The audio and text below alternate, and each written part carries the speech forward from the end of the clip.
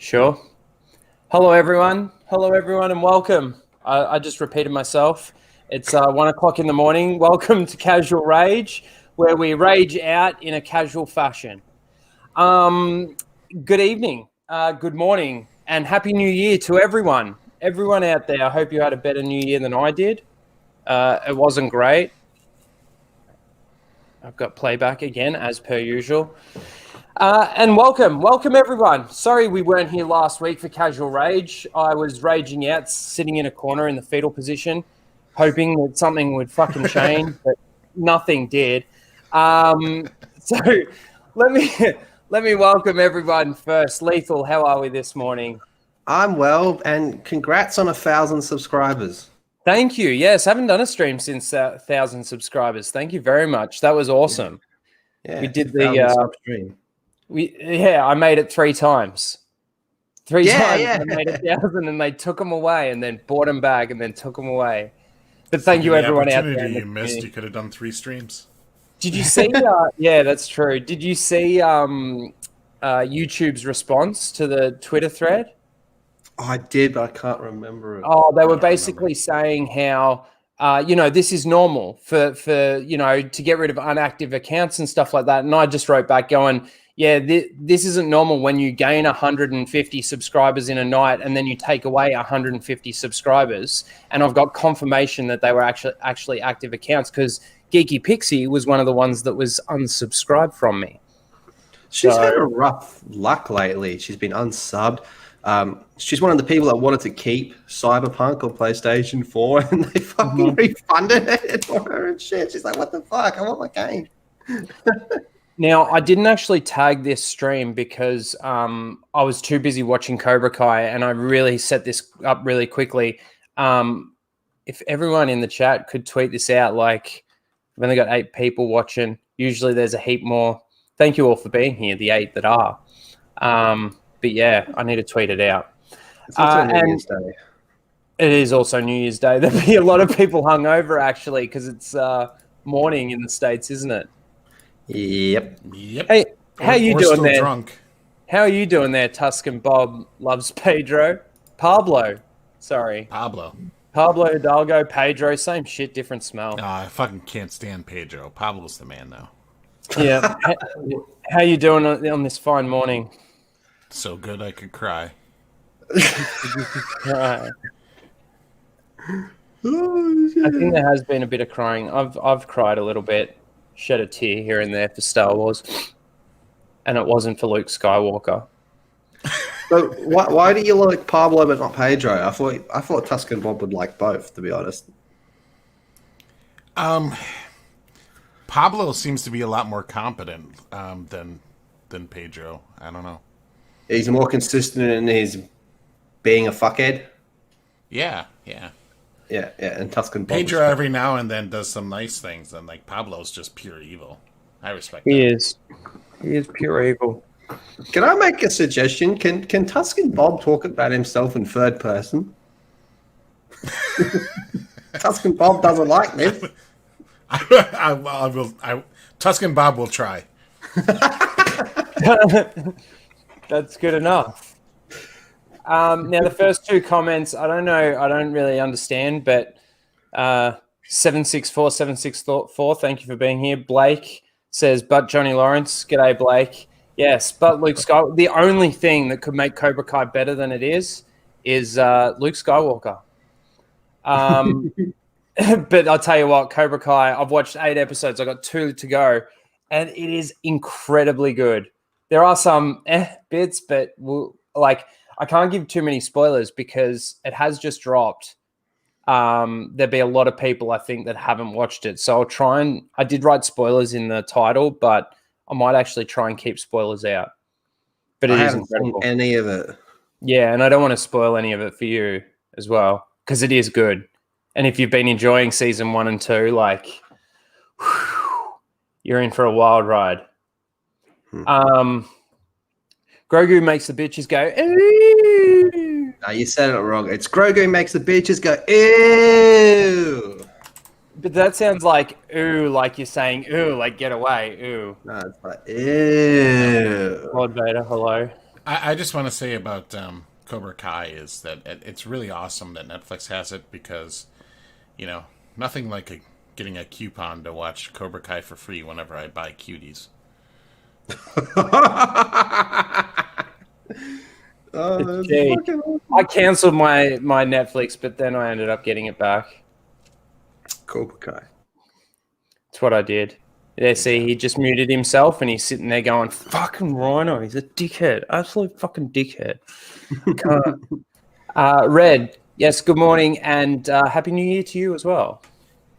Happy New Year. G'day, Daniel. What are you still doing awake? Go to bed. Nah, thanks for being here, dude. Thousands, yeah.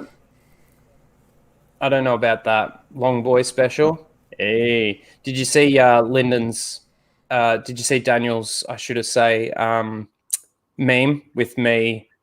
Lyndon, in the Speedo. Yeah. Leave it to Daniel to make that one. That made me go ew. Yeah. I laughed. That makes Tuscan Bob go ew. Thank you. That's Bob much better. doesn't like that one. That's much better. Yes, road to monetization. I'm currently at, I think I'm 2,300 watch hours now. So everybody being here, thank you for helping with watch time. Jonathan, g'day. Happy New Year, folks. Happy New Year. And Happy New Year to everyone. All right, I've actually got no plan. Man, again, because I've been watching Cobra Kai, I put nothing really together. So this is sort of going to be just a bit of a chill stream, but we'll talk a little bit about. Chill? I thought this was rage. Yeah, we'll casually rage. It's okay. We'll get there. Trust me, we'll get there. Tuscan Bob is pissed. Don't I know it? Okay. First of all, how was your New Year? What did you do? What did you get up to, Lethal? Nothing. I went out. No, I went out a few days before, caught up with a friend from interstate, and that ended up being a really big night.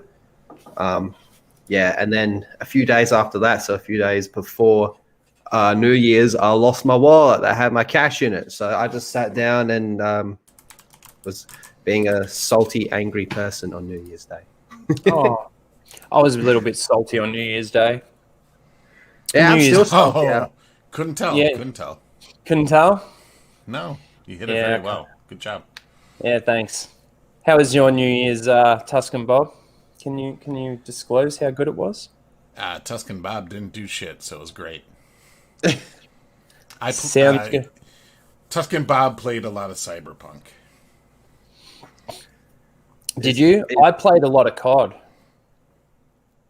Played zombies. Nearly finished the Easter egg. It was pretty cool. Is COD still... No, sorry. Is Cyberpunk still running good for Cyberpunk? Is Cyberpunk still running good for Tuscan Bob? Fucking hell. I'm still getting occasional crash to desktop issues on the PC, but it's nowhere near as buggy as when it first started, and I haven't run into too many of the glitches, like the T-posers or cars exploding and things like that. That really hasn't happened, so... Tuscan Bob's just lucky. The crash to desktops are a little bit irritating, so I find myself saving excessively. So, but like all the time, you turn a corner, save. Run up, anytime run up some stairs, save. Anytime I drive from one area of the map to the other, save. It's I don't want to drive it again because I'll have to do all that again. Yeah, driving in the game is a bit of a challenge. I don't have what. Sorry, just you. quickly. I don't have watch time yet because I don't get thousands of views on any videos. I think my highest viewed video is around the 500 mark. And then the streams is what really gets the watch time. And I haven't been streaming all that much. This is what? 19. Yeah, Casual Rage 19. So haven't done a lot of streaming. So we'll get there. It's on the move. Yeah, I don't think it's going to take much longer, to be honest with you, if we keep it up. I was at a point where I was almost I'm shutting it down. And then I spoke to Lethal and I spoke to Ryan, and they're like, dude, just chill. Don't be retarded. Just I got chill. something funny that I can show you. Yeah. You both know who Ricky Burrick is? Ricky Berwick. No. I might know if I see him. I don't know the name off the top of my head. Where's Mara, Jeff, and Tim? Well, Jeff is probably still asleep because I haven't heard from him. Tim is finishing at least the first episode of Cobra Kai, and Mara, I don't know where Mara is. She's probably hungover after New Year's, maybe, possibly. All right. First of all, let me show you who Ricky Berwick is, and then I'll show you the funny thing. All right. So this is Ricky Berwick. Oh yeah, I know. Yes, I know. Yeah, you know him. Okay. Yeah. Okay. All right. So now I'll show you. Just give me 1 second. G'day, Tim. What's up, guys? Hey, Tim. How you going? Happy New Year. Same to you guys. Welcome to the party, pal. Thank you. So Tim, you know who Ricky Berwick is, right? No. I shot him a message. Maybe if you explain, I'll know who it is. I shot him a message. I said, "Yo, fam, I'm looking for an R-word pass. Can you help me out?" He hasn't responded yet. I'm looking to get an R-word pass.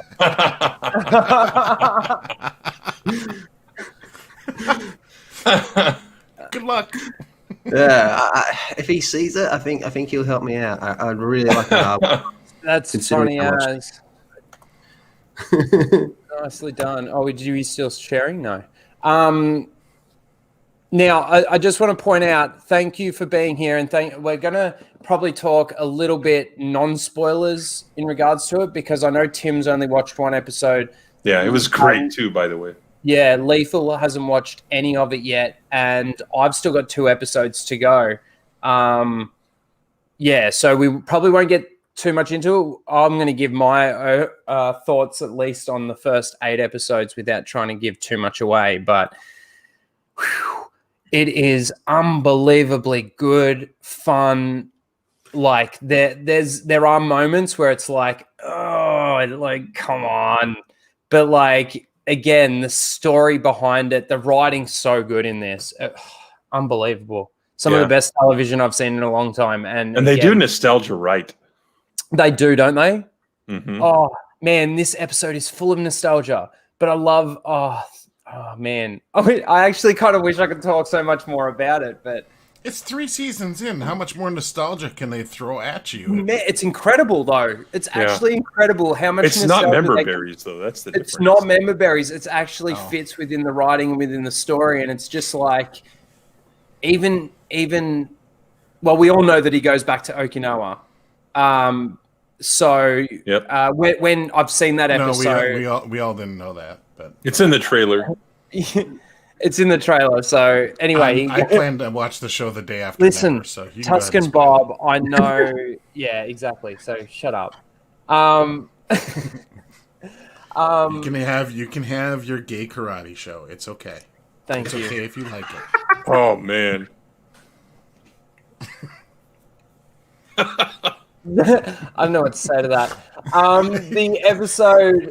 The episode where he goes back to Okinawa is probably my favorite in the season. It really is, and it expands, without giving anything away, it expands on the nostalgia, like, and sort of the lore of Karate Kid. It's such a great episode.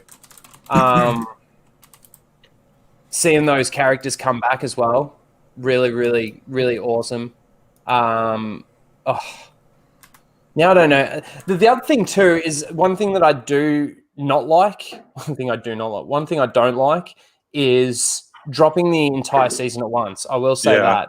It's so hard. Like, man, I do want the next episode straight away, but it also doesn't allow you to absorb what you've sort of just seen. You're just going straight, you're continuing the story, and by the time you get to like 8 episodes in, I'm kind of like, oh, what? Like, I've got a heap of notes, but again, I don't really want to use them right now because I don't know why Netflix insists on doing it this way. It is like, hey, let's take a show that could be popular and let's just like blow it all in 1 week, and then nobody talks about it for a whole nother year. I think they fear the backlash more than anything because they've always done it that way. But thank you.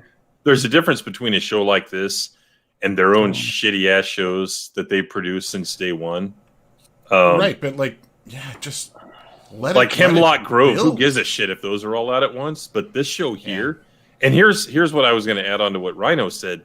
At the same time, you don't want to watch it episode by episode because everyone else has binged it and they're talking about it, right? So it's, what do you do? There's no you can't medium, not. So. That's right.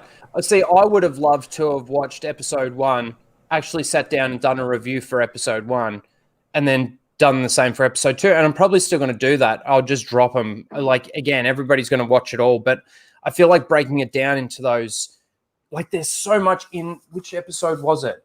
Episode 5. I've written down, I got 1, 2, 3, 4, 5, 6, 7, 8, 9, 10 moments that I actually liked in that one episode. Damn. You know, and to I think that's not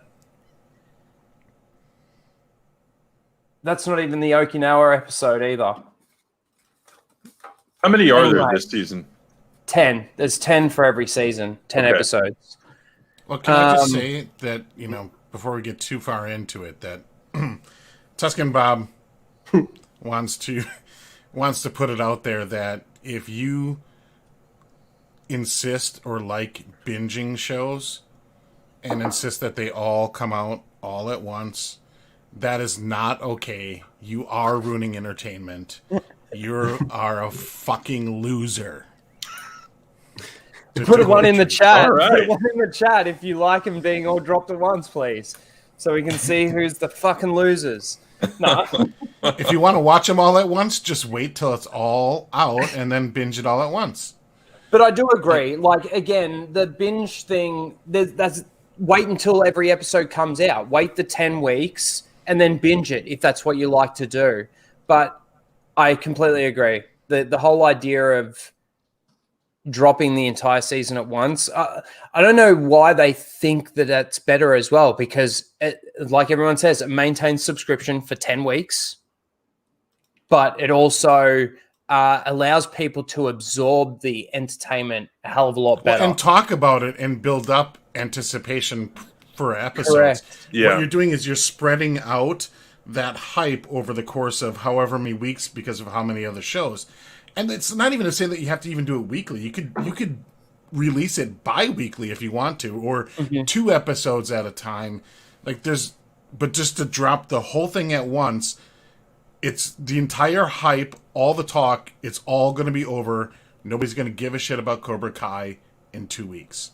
That's what happened with The Witcher. The Witcher came out, and it was like the biggest thing. It was the biggest thing for 2 weeks when The Witcher came out. Like, everyone's talking about how much, you know, how many people watched it, whether they liked it, not liked it. Like, it dominated everything for 2 weeks, and then you don't build this like fear of missing out thing when people are talking about it and they're like, oh, I'm going to start watching and catch it up so I can get in on the conversation. Everybody that's talking about has finished the whole thing, so it's like you already missed the boat, and it's like, well, if I've missed the boat, then I'll keep missing it. No need to catch it now. And I think that wrecks and slows down the building of your fan base or your audience base, because these shows can pick up a larger audience as it goes along. Most shows aren't a slam dunk on season 1, and suddenly they're hits. They could be good shows in season 1, but they very rarely become super big hits in one season. You just have to build that audience up. Yeah. See, the other problem that I have with the binge model is, you know, everybody's trying, like in this day and age with the internet, with YouTube, with the way it is, with reviewers and things like that, and everybody wants to be the first one to get out. It's like, it almost puts a lot of pressure on everybody wanting to just get it all done really quickly. And you're not really absorbing it as much as just going through one episode, you know, being able to put a review out, let's say watching the episode again once or twice again throughout that week while you're waiting for the next episode, and then just go, you know, doing it that way. That's just my thoughts on it anyway. Well, see, you've made it through all but 2 of the episodes. So you're, 6 episodes in then? Or no, 8. It's 10. So you're 8 episodes in. Yeah. How much did you get a chance to talk about, you know, episode 3 with your friends? Oh, I haven't at all. Before you moved on to episode 4, right? Yeah. And like, not everybody can just binge watch a whole show in a day. Like they have lives and stuff to live. Yeah. You really do miss out building your audience community by throwing it all out there at once. And I know they did it with The Boys. People spazzed about The Boys season 2 because what Amazon did is they dropped like the first 4 episodes and then they went week to week to week. And people were pissed because they couldn't watch it all at once. And that's what I'm saying. They fear the backlash. Big fucking babies, go to fucking hell. Well, see, but that's the other thing too. Is again, I've watched 8 episodes. I got 2 episodes left. Now, somebody could just jump in the chat right now and spoil how it ends. You know what I mean? Whereas if you've had the chance to actually sit down and watch the half an hour episodes, it's not that much, And again, like I said, after every episode, I'm like, I want the next episode. I want the next episode. But that's what builds the excitement too, going into. Other people that talk about it, and there's anticipation. What's going to happen? How are they going to resolve this issue? Whatever issue comes up in that show. Is there blue butterflies in that profile? Yes, it is. That's awesome. Nice touch. That is pretty good. I really want to know who that is now because they're going to fucking get a beat down. Fucking Calm Rhino is almost better than Preston Pooper. It's the blue butterflies. Why the butterflies? For God's sake. It's a Raylo thing. Yeah, it's a Raylo. I know it's a Raylo thing. The shipping thing. No Rhino account can be shown with fucking blue butterflies. I don't know, man. I reckon I could pretty easily start a Rhino and Lyndon ship.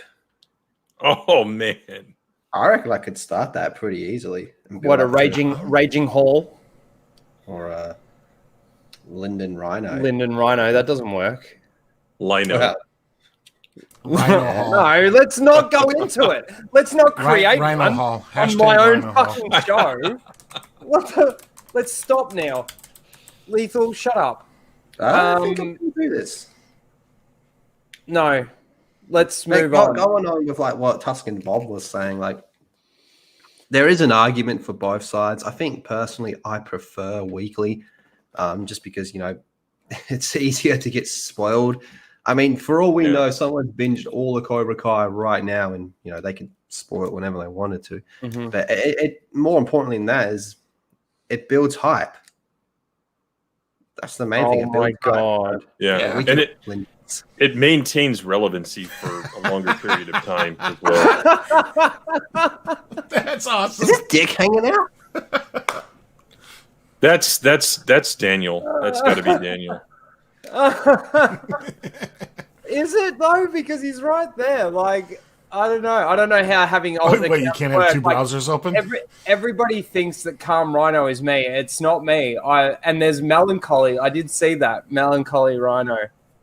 It was actually quite funny today in Ryan's chat. That was quite funny. How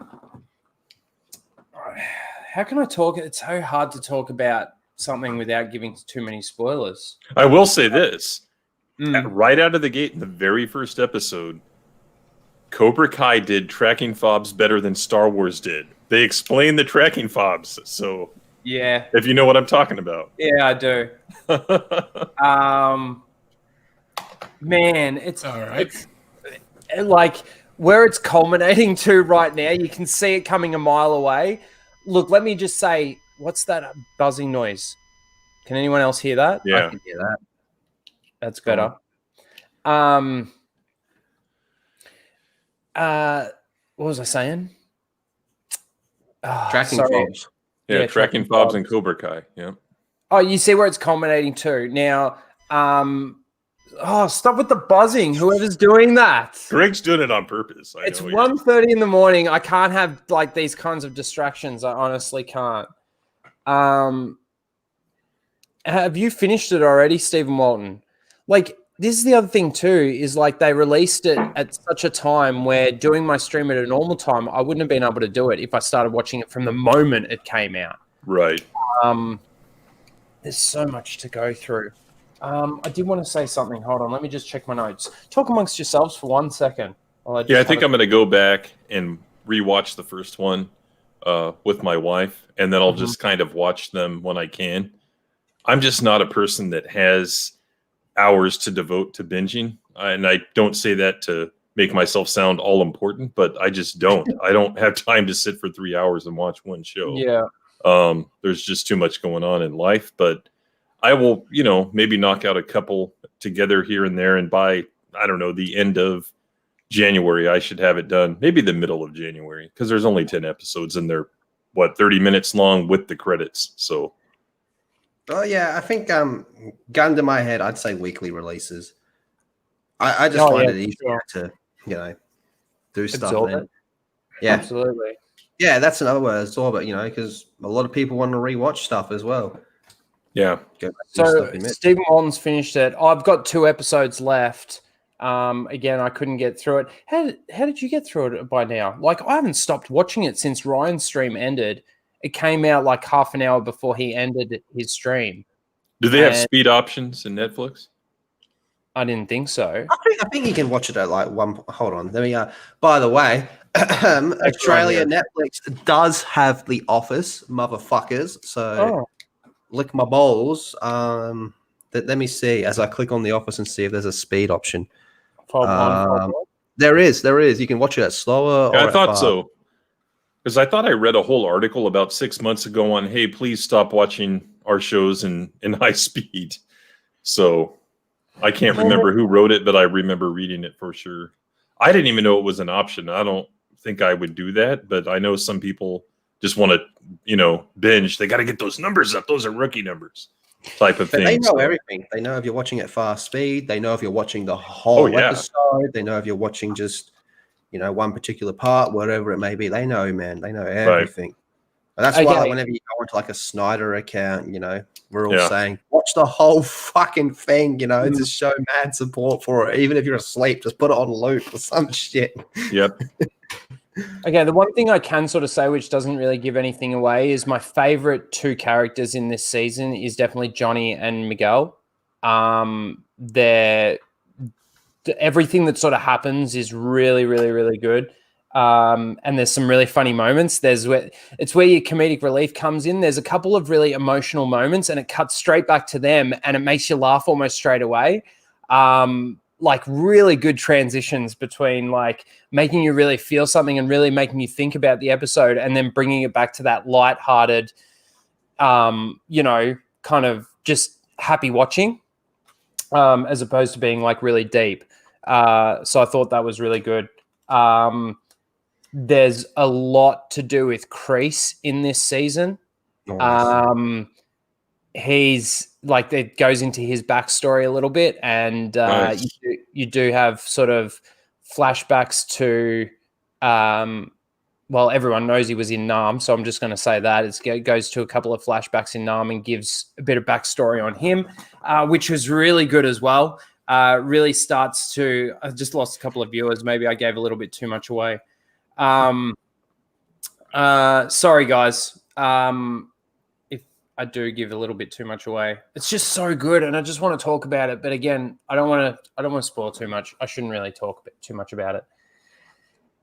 But really, I will say this: just in the first episode, and even the first 2 seasons, Zabka was amazing. It's like, where has this guy been for 30 years? Because he's a good actor for being someone who really didn't do much after the 80s. I mean, his performance is just fucking spectacular in this show. Spot on. Yeah. So absolutely spot on. I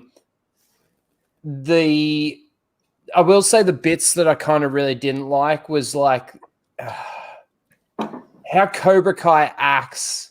Like it's such a childish thing. Like the whole school dynamic and everything. I think that is honestly the weakest part of the show. When you go into Daniel's story or Johnny's story or Miguel's story, or even Kreese's story, really, really good. But then sometimes you're sitting there and going, guys, like, you're fighting in it's just, there's a couple of scenes and you kind of just like, it's hard though, because there's oh man, I'm all over the place. There's a couple of moments in those fights where, it's actually to show how Sam's going or how Dimitri's going. And like there's a lot going on in it. God, I said a lot of nothing there, didn't I? No, yeah, you really did. A lot of nothing. Stuff happens. Stuff happens. And yeah, it's really and not to give anything away, but it's not without its problems. Like some of the dialogue during that parking garage scene, if you know what I'm talking about, after the bar scene, man, that whole sequence I didn't like it. They could have come up with a better way to do with Johnny what they did after they did with him in that scene. But yeah, it's nowhere near the level of illogical stuff like some of the other shows in recent history. Yeah. I'll just put it that way. Well, the Mandalorian, you can say it straight out. You're right. But see, the thing that I look at with Johnny, especially with everything that's happened, is he has sort of become a broken person. He lost his dojo. He's lost, and nobody wants to be around him. Like, he sort of puts that on to himself. But in the same token, like, I think it's sort of valid. I see what you're saying, but I don't know. Well, I'm talking about the dialogue more than anything. It's like, I'm not going to give anything by saying this, but call the police. You're dead. It's like, wait a minute. Are you going to have him shanked when he gets to the jail? I don't understand. That was kind of weird dialogue, but the fight itself wasn't too bad. But yeah, just dialogue like that. If someone read it, they could have said, that doesn't really make a lot of sense. Let's kind of change that up a bit. So stuff like that. But it's just nitpicks probably. Well, can I ask, is there a lot of people in helmets that get punched in the helmets? 'Cause if not, then I'm out. No helmets. No helmets. I'm out. And tracking fobs that work. So the other thing that I sort of didn't like is there's still sort of that love triangle shit going on, and like as valid as some of it might be, a lot can be sort of fixed with communication. Like if the dialogue had been written better, then this problem wouldn't necessarily be happening, if you know what I mean. Like a normal person would go, hold on a second, let's sort of hash this out. There's a couple of, well, at least one specific moment that I can think of where it's kind of like, okay, kind of helps the story plot along, but to me there can be a couple of cringe moments within there. And like I was sort of saying earlier, there's a couple of I think I was saying this backstage, there's a couple of things where they kind of do make fun of it in a way, but like they mention safe spaces and this and that, and they drop a little bit of that. I think it is implied to make fun of it, but I think it can be also seen the other way, where it's trying to say, like, the people that really like that stuff will actually say, they're actually recognizing it, Hugs, not hits. I actually laughed out loud at that one. So yeah, like that. No, but it's sort of like they made in a way. It's sort of it was 100% making fun of it. So. Yeah, it's okay. Good. I'm glad. They're like, again, I don't know whether or not it was being serious or whether or not it was taking the piss. No, it was taking the piss. 100%, okay. Man. It was hilarious too. Yeah. So yeah, that's probably a good bit that like they're sort of making fun of that. I like how sporadic Johnny can be as well. I mean, you see in the trailer where he's like, "Ken," and blah blah. They're just words. Like he's a bit thick, but he's really good at sort of passing on his wisdom in his thick, stupid way, if you know what I mean. But yeah, I can't wait for these last two episodes. I might finish this stream maybe right now. No, I'm only joking. I might finish this stream. When I finish it, I might watch it before I go to bed, like just so that I can have some good dreams tonight. Get my mind up. Get my mind up. Star Wars. Yeah, I'm going to dream karate. There is a really, really good moment. I mean, we all know that Miguel wakes up. You see that in the trailer. Yeah. So I do want to just say in that episode where he wakes up, there's a really good, it's almost like they use him dreaming while he's in his coma as a metaphor. Oh, yeah, absolutely. They were doing that in episode 1? Yeah, it was. Yep. Where yeah, so the dreams that he's sort of having are a metaphor for his fight in this coma state and whether or not he's going to pull out of it. And it's really good because there's a moment where his mum and grandma are talking to him and they're like, well, we don't know if he can hear us. And the nurse, of course, gives her advice and says, yes, he can hear you. Just keep telling him things that he loves and just keep talking to him, sort of thing. And they're talking to him and telling him about the Dodgers, his favorite team, and all this kind of stuff. And while they're talking, he's dreaming about being in a fight and he loses that round or loses that point and the conversation ends. So it's kind of like, yes, they're trying to help and he can hear it. It's so the metaphor behind it is incredible. If you really do see that, I thought that was a really great moment. And then Johnny comes in and starts talking to him as well. And it goes back to that dream where he's fighting.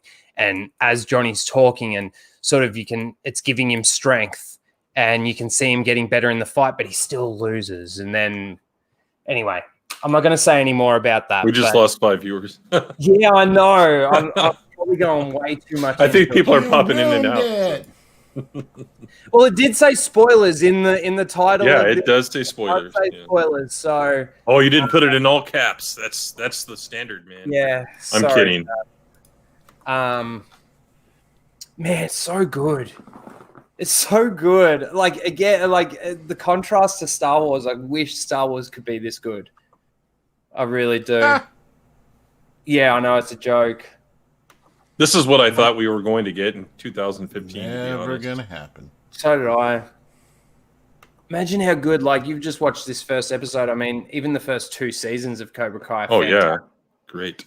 Imagine if we got this in Star Wars, like the nostalgia done right and the almost the passing over of the torch, from Johnny and Kreese and from Daniel, like all 3 of those guys in this.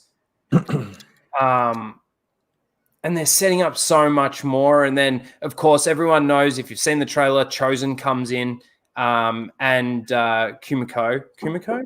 Yeah, Kumiko, yeah. And, of course, they're in the episode when he goes back to Okinawa.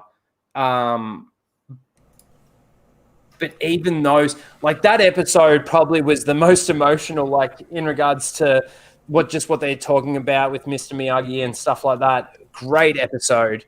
Man, I honestly wish I could talk more about it. I'm not going to go into too much more. Are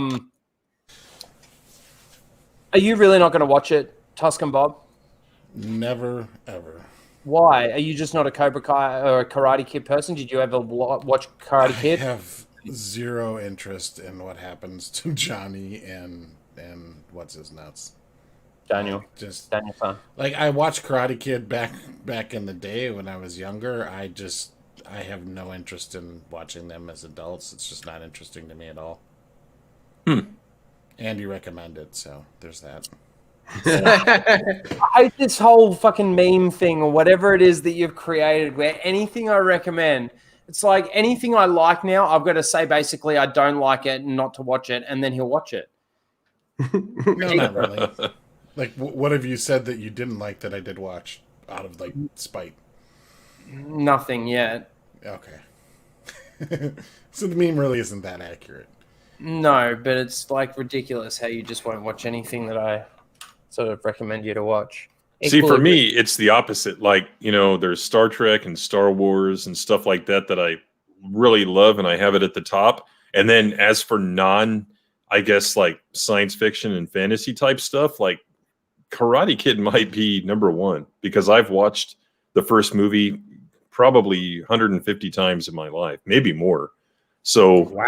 When in the 80s, that movie was like, I had the VHS again, just watching it over and over because it's just so great. I never get tired of seeing it. So when this show was announced, I was like hyped. I thought it was a joke, or I thought it would be some kind of low budget YouTube thing, because remember, this debuted on YouTube when they were trying to get their own YouTube streaming service going. Yeah, so in any event, I was excited for it, and now that it's here, it's almost like too good to be true type thing because they're actually honoring the characters and everything that came before.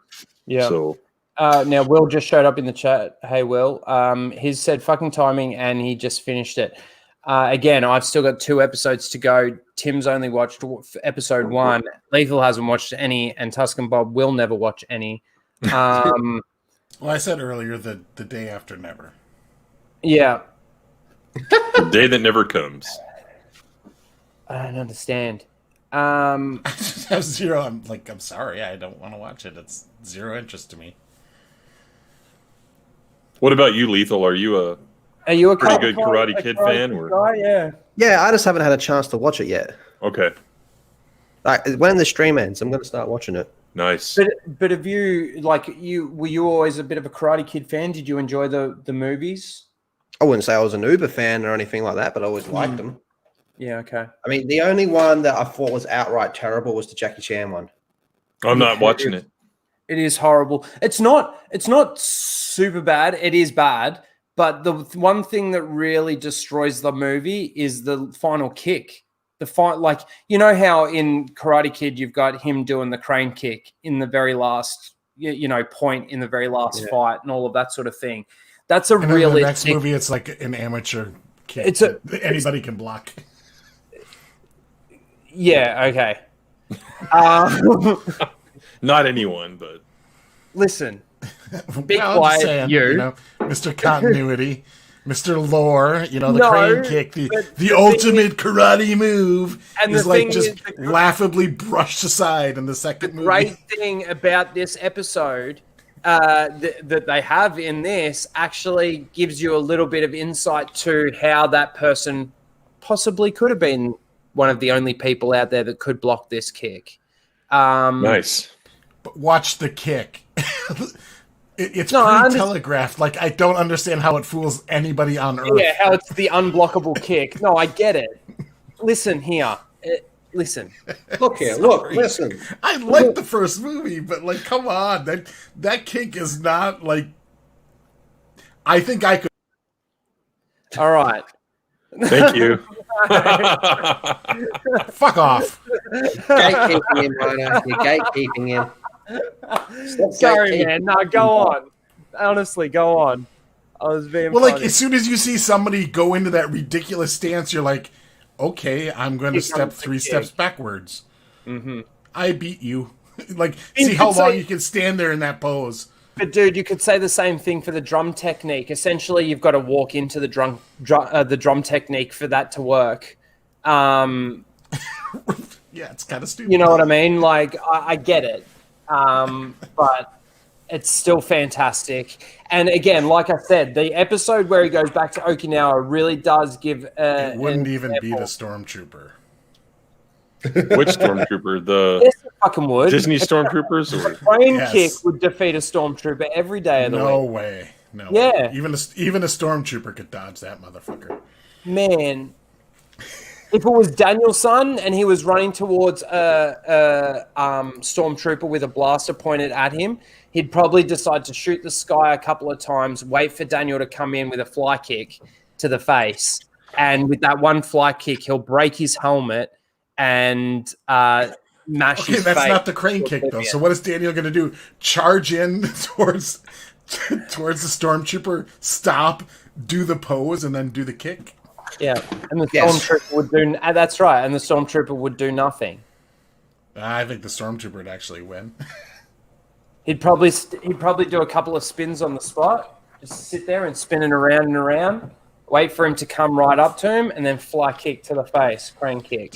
How great it is that we're debating stormtroopers versus crane kick. Well, here's my explanation of it. I'm just going to throw this out there, guys. So the difference between Karate Kid Part 2 and 1 with the crane kick was, in the first movie, it was used in a match, right? In the second one, it was used in a fight. You can't use that fucking move in a fight, but when you're on the mat, you can't back up because you'll leave the arena and you'll lose a point. So I get what you're saying. that's the difference. I'd sort of disagree with that because even Miyagi says, if done correctly, it's indefensible. Like, it's nothing can defend this kick if done correctly. Yeah, but when during a match, and that's what I'm saying. He leaves. You can't do that in a fight because what do you do in the middle of a fight like Daniel did in part 2? Oh, here I am. It's like you can't do that in a fight. In a match, you're standing right in front of each other. So, but the thing is, though, is the great thing about this episode is it kind of teaches Daniel that their sensei is actually the same sensei. They've learnt the same karate, and does Daniel know everything? That Mr. Miyagi, all his secrets. Did he teach him everything? And that's all I'm going to say. Actually, okay. Blake's comment. What? That's awesome. About Anakin. If Anakin knew the crane kick, the high ground wouldn't have mattered. Yeah, that's right. You're absolutely right. No kind of thing. Imagine like Anakin goes into Don't that try pose. it. I've got the high ground, and then Anakin goes up like this. Funny ass. Yeah, no kick is indefensible. You can just simply sidestep it. It's a straightforward kick. I mean, it's really just got it. Let's try it, Greg. Let's try it. It is, but I will say you telegraph it. I can move out of the way. No problem.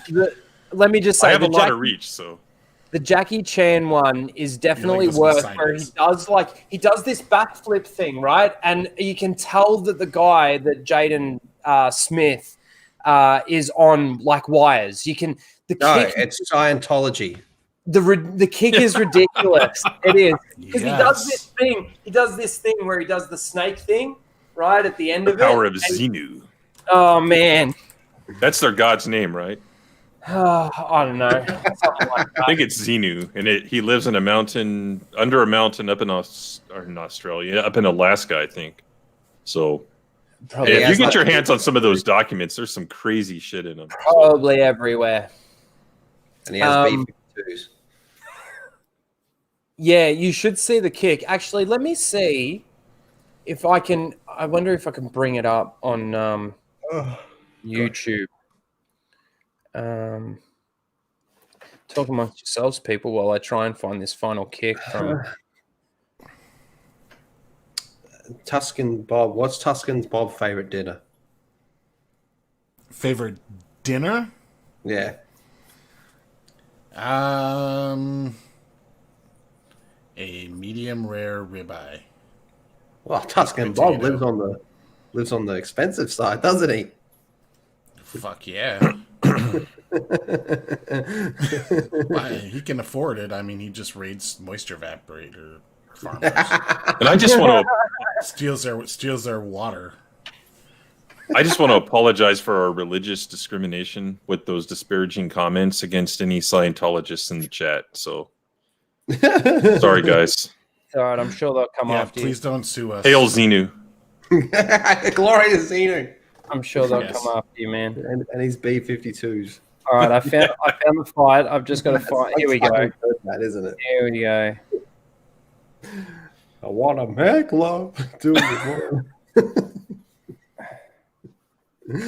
Why are you bringing it up on your phone? Why don't you screen share it on the? I'm not doing it on my phone. I've got it. Here we go. All right. On your phone. He's a little testy. I've got it under control. I'm not going to share audio. 3100 5 it's already out. It came out yesterday or today, depending on your point of view. Yeah. Again, I've watched 8 episodes. Got 2 to go. All right, check out this kick.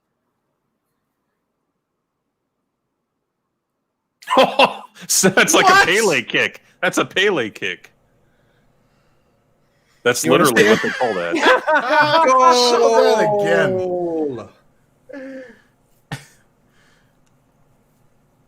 Here we go. You ready? One more time for the people in the back.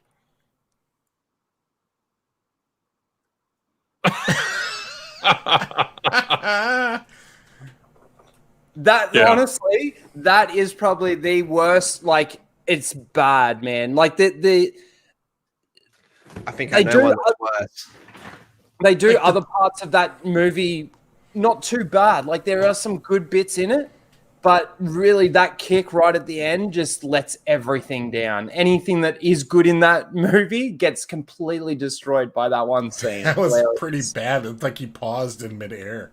It's a Matrix kind of move because he does this spin thing. He misses the sweeping of the leg. Did you notice that? He didn't get to sweep the leg. And then, he does this Matrix move, and it's fucking ridiculous. I'm glad it's not attached to the Miyagi Karate Kids.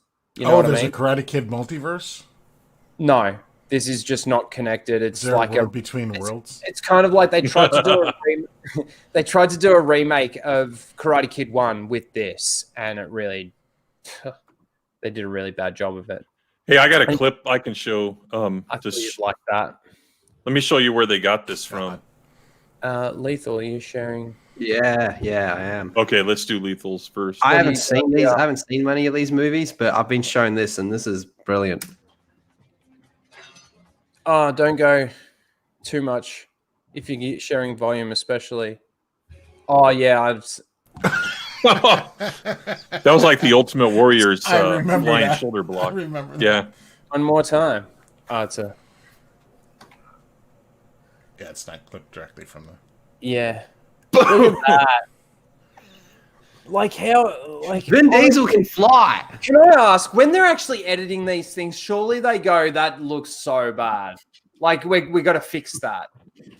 Nah, too much money. Oh, like seriously, like, well, that was Fast and the Furious, right? So like, I don't expect any reality like at all from the Fast and the Furious. They're just ridiculous.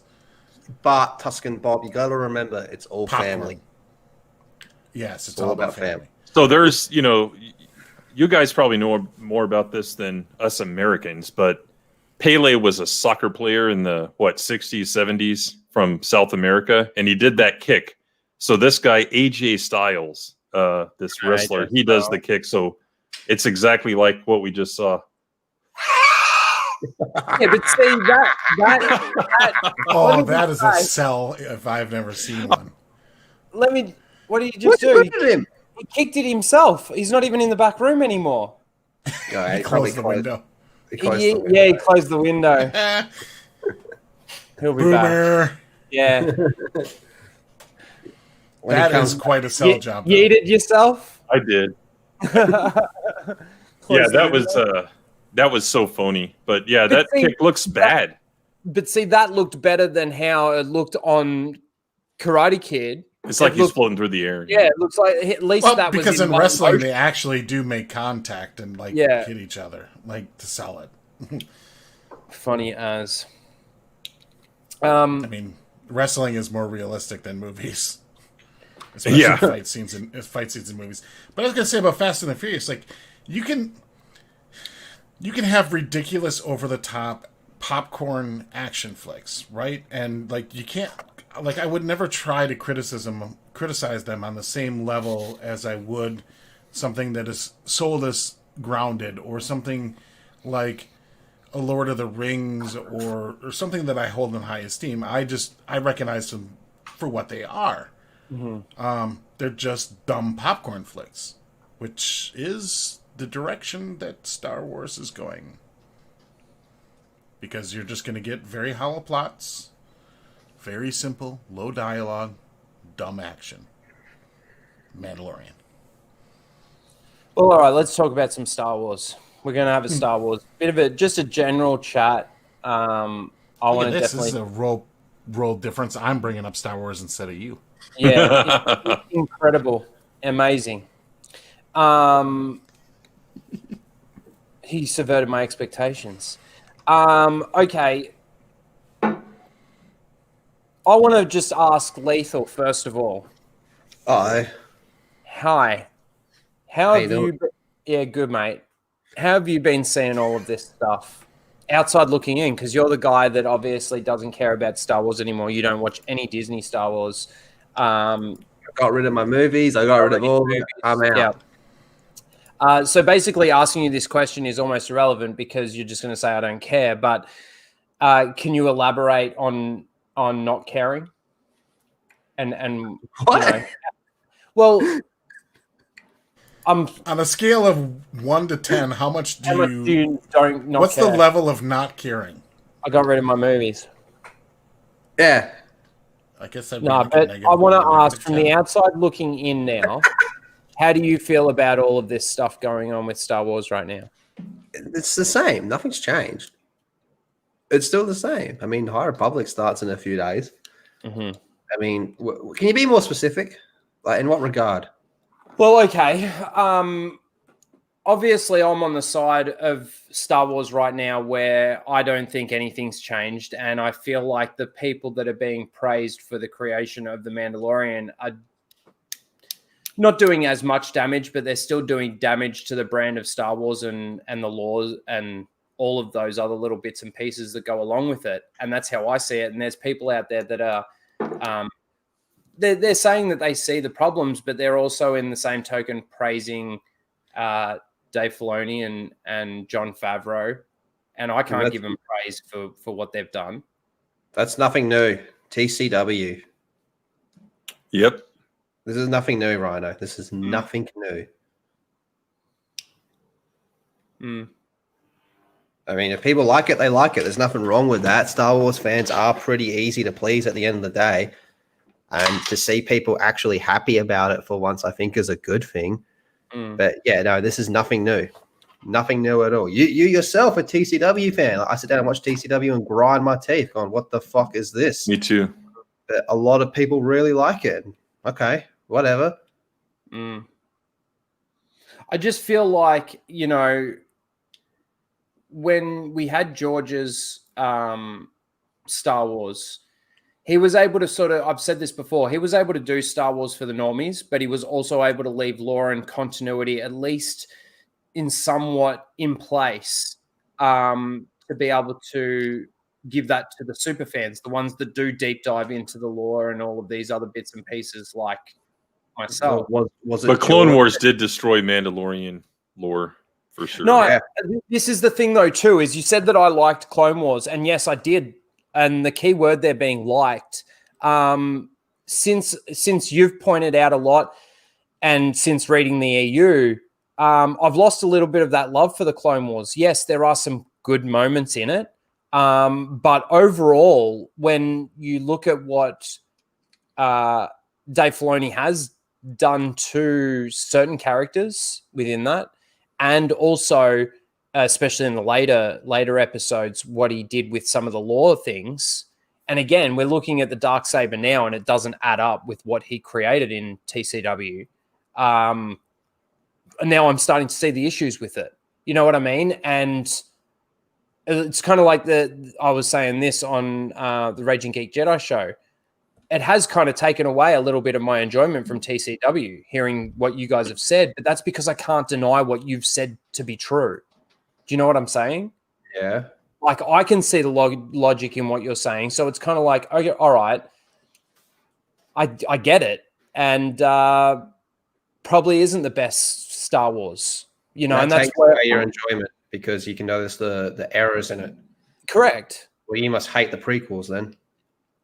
Well, no, because again, like the problems that I have with the prequels are more the dialogue and the acting more than that Not takes the fact me out. that R2-D2 can fly all of a sudden. It turns out Chewbacca knows Yoda. I mean, come on, they've all got their errors. I think that was just George trying to make Star Wars for kids, if you know what I mean. Yeah, to sell the toys, the shiny toys. I mean, these have always been problems. So Wonder Woman 84, it is a bad movie. Okay. Let me make the argument and let me bring it back to the hyperspace thing. George never destroyed hyperspace the way that Jon Favreau or J.J. Abrams or Rian Johnson has been able to do. But he was also the first one to make stormtroopers retarded with Return of the Jedi. Yeah, I hate that argument. But they are. That's where they became retarded. They got beaten by Ewoks. I don't think they became retarded. I think it was more ridiculous that the Ewoks had all these traps and everything set up, you know, and ready to go. We don't, you know, a montage in that moment probably would have actually helped that situation, showing the Ewoks setting it up. That wouldn't have helped. You would have to have them setting up logs and trees right in front of stormtroopers. It's ridiculous, but I hate that argument because you know, the stormtroopers in this are nowhere near as bad as what any scene in the. They might not be as bad, but it's where it started. That's where the meme my started. argument would be with the Return of the Jedi Stormtrooper argument is that, you know, that was a mistake that even most OT trilogy fans will acknowledge and say, like, don't do more of that. And instead, we've like tripled down on doing that. Yeah. And like, but yes, sorry, go on.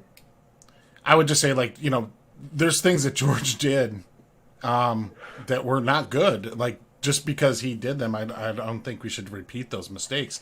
When you make the bad guys that incompetent, especially absent like a super villain in their place. When you don't have a Vader and an Emperor around to be the next level threat, when your basic threat is only stormtroopers and mustache twirling old guy with no powers, just it loses appeal. It loses the dramatic element, because it's just like, okay, we're going to steamroll these stormtroopers. It's a mistake that started with Return of the Jedi and should have ended at Return of the Jedi. Yeah, the Pope isn't infallible, and neither is George Lucas. I mean, that's the first thing we need to admit. So, yeah. But I mean, like, these type of issues have always existed, Rhino. They've always been there, man. Yes, and I referenced that in my one of the very first videos that I ever made. But even though we have had those issues before, we've always sort of been able to agree on at least like the main plot points and things like that, and agree on a lot of the lore and stuff. Whereas now I see a lot of people are giving giving things a pass that really, like, it really confuses me. Well, I'm one of those people that sat down and said, wait a minute, you all hate Last Jedi, but you're all praising TCW. That destroyed just as much lore. What the fuck? See, for me, it's lore is part of it. It certainly is part of it. Continuity is certainly part of it. It's just when you break it down, it doesn't even survive is this a good story? Like, if you break down Mandalorian seasons 1 and 2, what's it about? It basically, he's just getting a bunch of it. Season 1 and 2 is basically the rise of Skywalker, but instead of Wayfinders being these triangle devices, it's just people he has to talk to. The people are the Wayfinders. Go here, talk to this person, then they direct you to go over here. But it's all Wayfindery. It's all just it. The prequels suffer. Like, I hate the droid moments in the prequels. Probably they're bad as much as I hate, like, when I look at the prequels, the things that I don't like about it, like, Jar Jar's third. It's the droids, Boba Brat, and then Jar Jar for me, because those represent, like, all the really overly kiddish moments in there that didn't really need to happen, and I don't think even, like. But do any of those destroy the plot? Do any of those destroy the plot? No, or the progression of the story. The reason why I like the prequels still is because the overall story between the three movies is there. Like, how did the Empire fall? That's the point that I'm trying to make. How did he get control of the galaxy? How did he manipulate the situation? How did Anakin fall? What drove him to that? That's all. That's an interesting story. Like, Mandalorian's just not an interesting story. It's a bunch of fetch quests. Yeah, when I think about go-dos. When I think about Palpatine's plot, I almost get goosebumps. I know that sounds really cheesy, but man, you can watch the movies and appreciate it, but when you read all the extra literature, it's just so awesome. It's simple, but it's not simple. I guess it's not one of these Bond villain plots or anything like that. It's all very carefully orchestrated, and just seeing him, Ian McDiarmid, in that, he was just amazing, and I love that character. But yeah, you kind of have to compartmentalize C-3PO in the Battle of Geonosis and stuff like that, and just ignore it because it was so bad. And going back to Return of the Jedi, if I may, the thing is, George, at that point was so hell-bent on inserting his political Vietnam message into Return of the Jedi that he couldn't help himself. Now, it would have made more sense, and we did see a scene of that Ewok going, yeah, and he has like a stormtrooper blaster rifle. But if they had, appropriated a bunch of blasters and shot him, great. But no, he wanted to tell the story of, this low technology people fighting back against this imperialist army. And it was just really bad choreography. There's that one scene where there's like 2 or 3 stormtroopers running on top of a log, and then they stand and wait, and then here come the Ewoks swinging. Like, how did that make it to the final film? Stuff like that. I remember even as a kid, I rewind it and go, wait a minute, that doesn't look good. So that's the issue. It should have been Kashyyyk. It should have been a planet of Wookiees. But he has this in his mind that, Chewbacca flies a starship, so Wookiees are not primitive enough, which doesn't really make a lot of sense because in theory, any sentient being could learn how to fly a starship. But anyway, that's my take on it. They could have had the Empire that had the Wookiees enslaved and they got freed. And then, of course, they take over their planet again. Like, they help them take over. Like, they could have done that very, very easily, and it would have been a hell of a lot better for that moment. With the sequel trilogy, yes, there was the character destruction. But again, for me, there was more than just character destruction. I mean, even in the Leia Poppins scene, right? Let's take the fact that it's Leia out of that equation for a second. And if she is Force sensitive and a Jedi Master, there are so many problems with that scene without it being about Leia that really destroys everything to do with space, to do with how, like, everything. Like, even to how she gets back into the ship. I mean, they just do this cut, and it's ridiculous to think that she's gone. It looks bad. Like, it just looks silly. It just looks stupid. Like, it was laughably executed. Like, it just looked corny. But see, I also wanted to take it back to, like, even the Your Mama joke. If it was just about the character destruction, like, that scene, like, how intimidating is this First Order? He's just being punked. And then they take out, like, an entire ship's worth of surface cannons on the ship, this Imperial ship with one X-Wing, when these are supposed to be the defense mechanisms for small fighters, but they're too small, too light or something.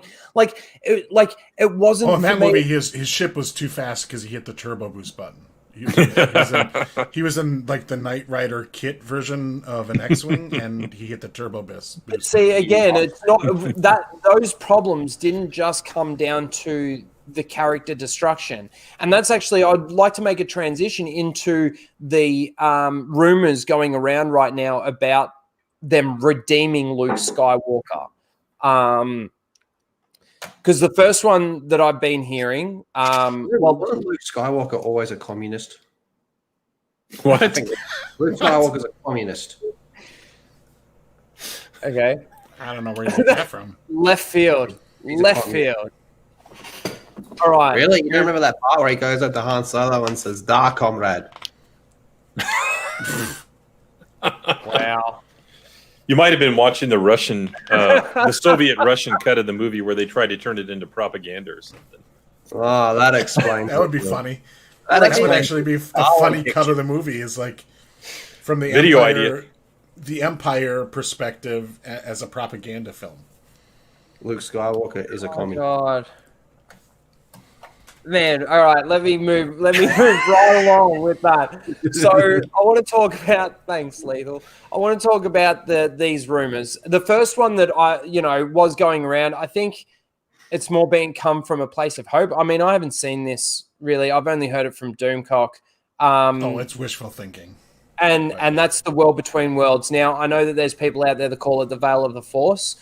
I'd like to just put this thing out there. If you are going to refer to it, don't refer to it as the Veil of the Force. It's called the World Between Worlds. Stop giving Lucasfilm better names for their tracking fobs. I mean, wayfinders. I mean, retarded shit. They, I will say the Veil of the Force is probably a better name for the World Between Worlds. but they haven't called it that. So please stop giving them better titles. It's like saying, you know, satellite navigation for a wayfinder. Anyway, but I don't want to talk about that one yet. I want to talk about, first of all, the rumor that they're going to, basically what it comes down to is you've got to retcon the narrative of the story in your own head, right? So they want to basically make it so that what Luke does in The Last Jedi is all to protect Grogu. Now, again, take this all with a grain of salt. It is a rumor. And I think it's all bullshit personally because it retcons nothing. Like, I hope they do it. I fully so do I. Go for it. Because go all in. I dare you. I want to know in the chat right now, yes and no's, however you want to do it, YN, 1 for yes, 2 for no, whatever. But I want to know if redeeming Luke Skywalker in just that way, does that fix anything for you? Would you be able to sit down and watch The Last Jedi and just change the narrative in your head that this is all to save Grogu, right? You know, he's lying to everyone. He didn't just go there to die. It had really nothing to do with almost killing his nephew in his sleep, but that still happens. Can I do a third option? You've hang on. You've still got Leia popping scene. You've still got titty milk. You've still got Rey doing stupid training by herself and going straight to the dark side and being sucked into a big butthole so that she can be shown in the mirror her parents, which is herself, because she's just a clone of a dead man. Like you get what I'm saying? Like if that is the narrative that they're going with, they're not retconning anything. They're making you change the narrative in your head. That's it. And I don't know how they can show that on screen. Like they've got to somehow make that whole movie valid. But just make him a communist.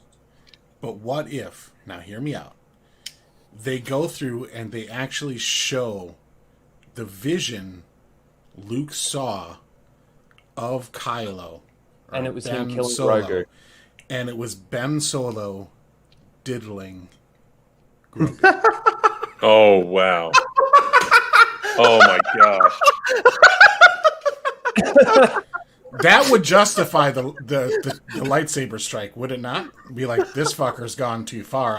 You need to update your meme, Greg, that you put out a few weeks ago. Come here. Grogu, come here. I mean, it works, doesn't it? Don't tell anyone. Don't tell anyone this Grogu. We'll both get in trouble. That's funny, Joseph. Sorry. I've already ruined 2021.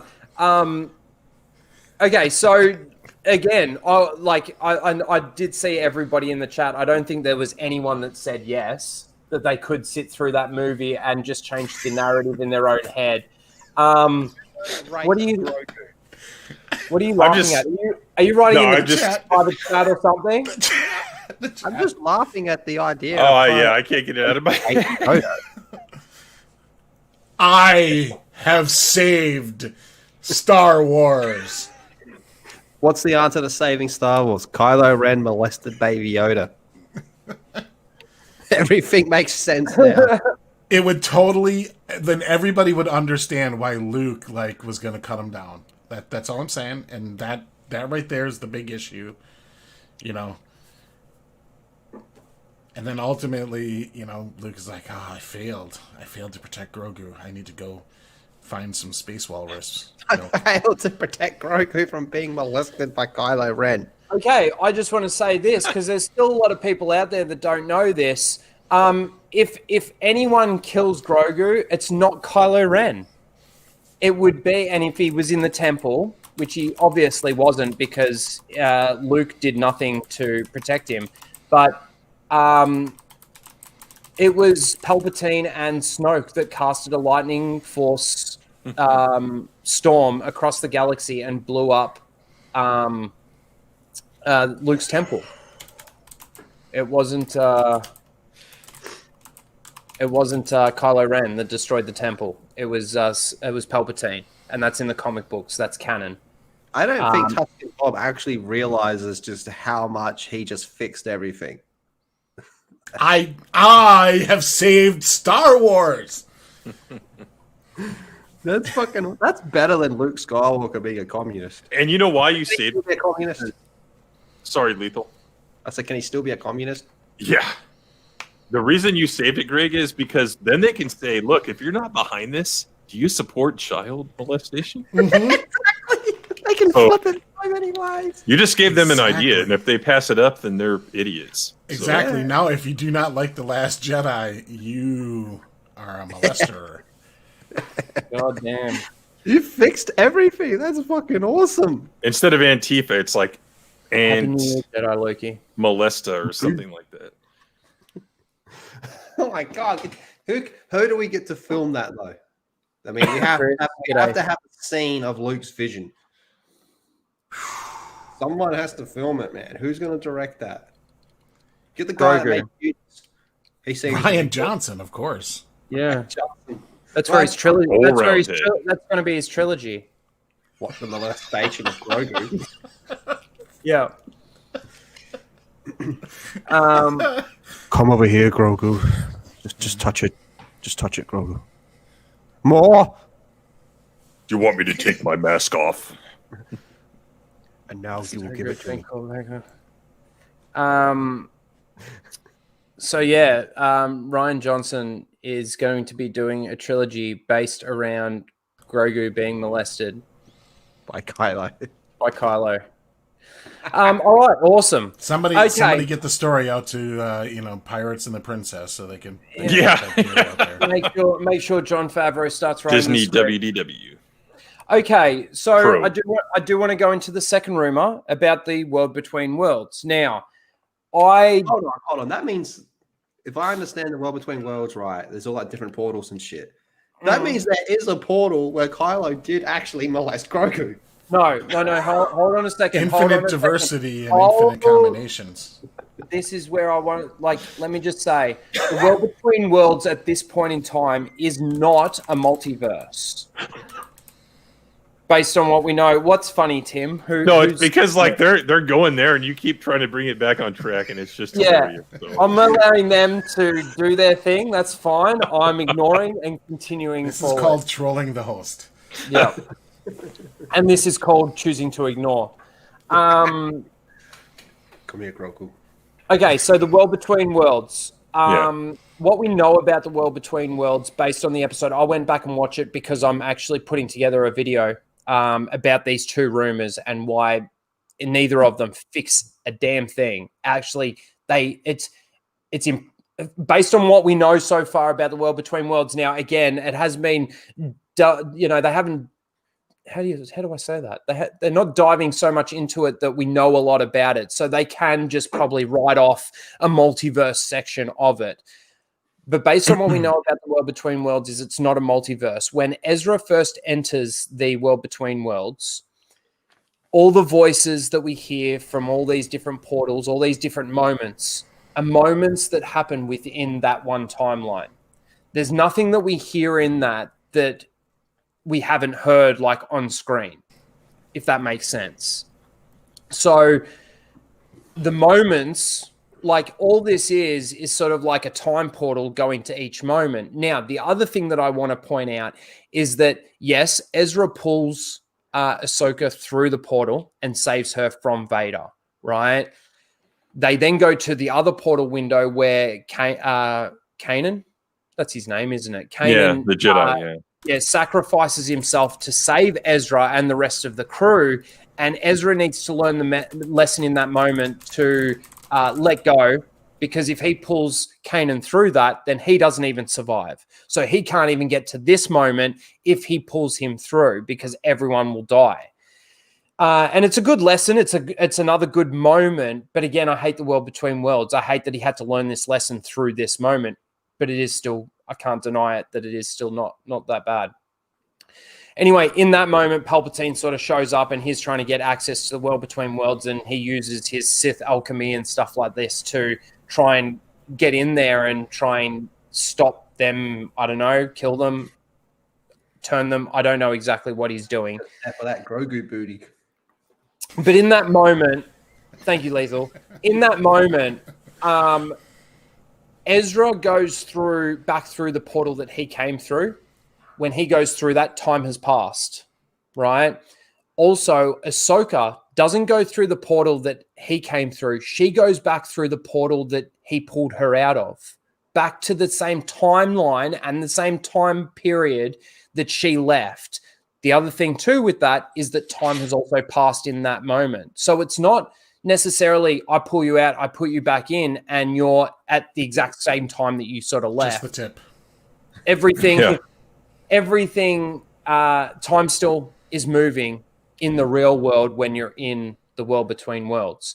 Anyway, the fact that Ahsoka has to go through the same portal that she came through, though, tells me how can they use the world between worlds without making a multiverse, which I hate the idea of.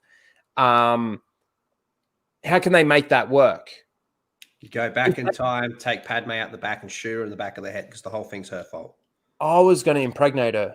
But anyway, no, I think I went dark. Yeah, I think the only way that they can do that is to go back and stop Palpatine from surviving at the end of Return of the Jedi. The problem is, how do they make that work within the world between worlds? Because again, that's the only way that they can retcon, especially the last two garbage movies. But the third movie is the first movie, sorry, is absolute garbage in their trilogy as well. But so they didn't bring Palpatine through the world between worlds, kills him, and then throws his dead body back through the portal. Yeah, there you go. The problem with this whole timeline changing thing is like, where in the timeline are you going to pick to go alter the course? Because there's not like with the original trilogy, there's like a couple of moments where you can go like, well, if that didn't happen, the whole thing's off. Like the whole timeline's wrecked. Portals. The issue with after that is everything's so expanded that there's not the one moment that you can fix to change the entire timeline. You have to go through the world between worlds like 600-700 times to fix all these other things.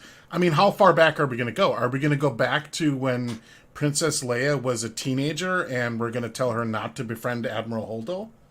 Like, are we going to go back that far? TV show. You go every episode's a different portal in the world. Quantum Leap, the Star Wars story. Quantum Leap, motherfuckers.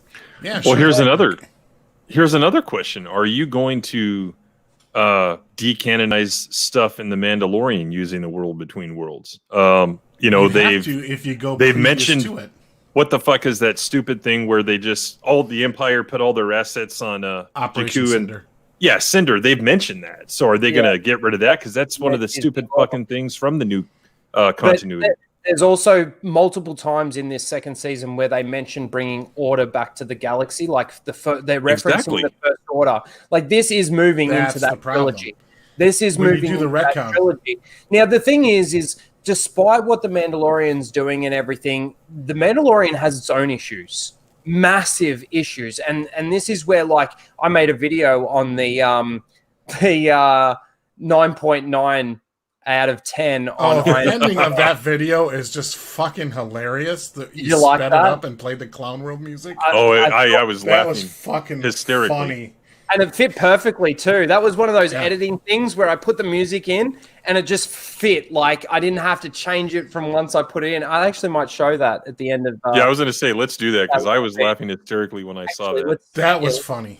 Let's just do it now. It was so unexpected too because I'm sitting there like, hey, pretty good video, and then and I just lost it. So I had to do it because like, sped up makes the action even dumber. It's like, what is that, Benny Hill or whatever? Yeah, it's kind of like a play on Benny Hill music, I think. Yeah. But just the whole speeding up stuff, and it was great. But that's creative genius, Rhino. Thank you. That was good stuff. I was impressed. Yeah. The second you bring in time travel into anything, you've kind of already started to create a multiverse, whether you like it or not. Yeah, because if you change the past, it creates alternate universes. That's the way time travel works.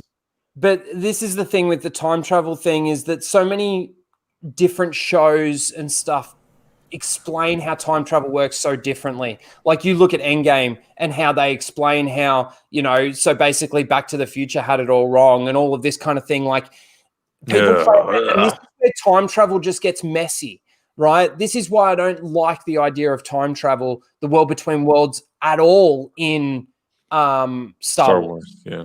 I don't like the idea with the multiverse, and I don't like the idea of a Star Wars CU, a SWCU. I hate the idea of all of that because with the MCU, it kind of worked with that, but every movie became the same thing.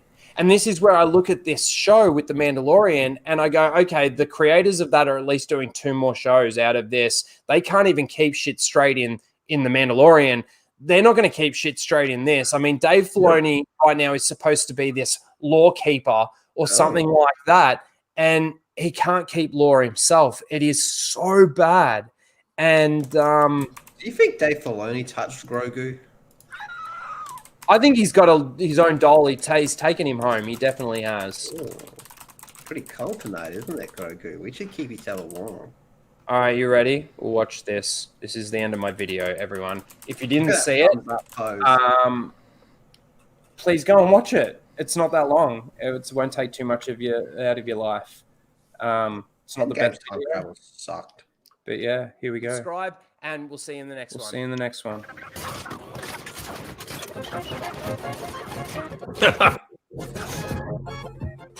That's the Clown World music.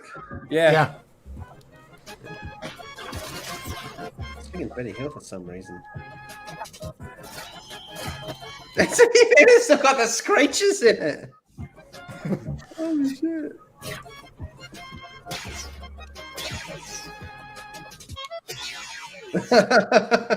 And then we get straight back into it again. Yeah.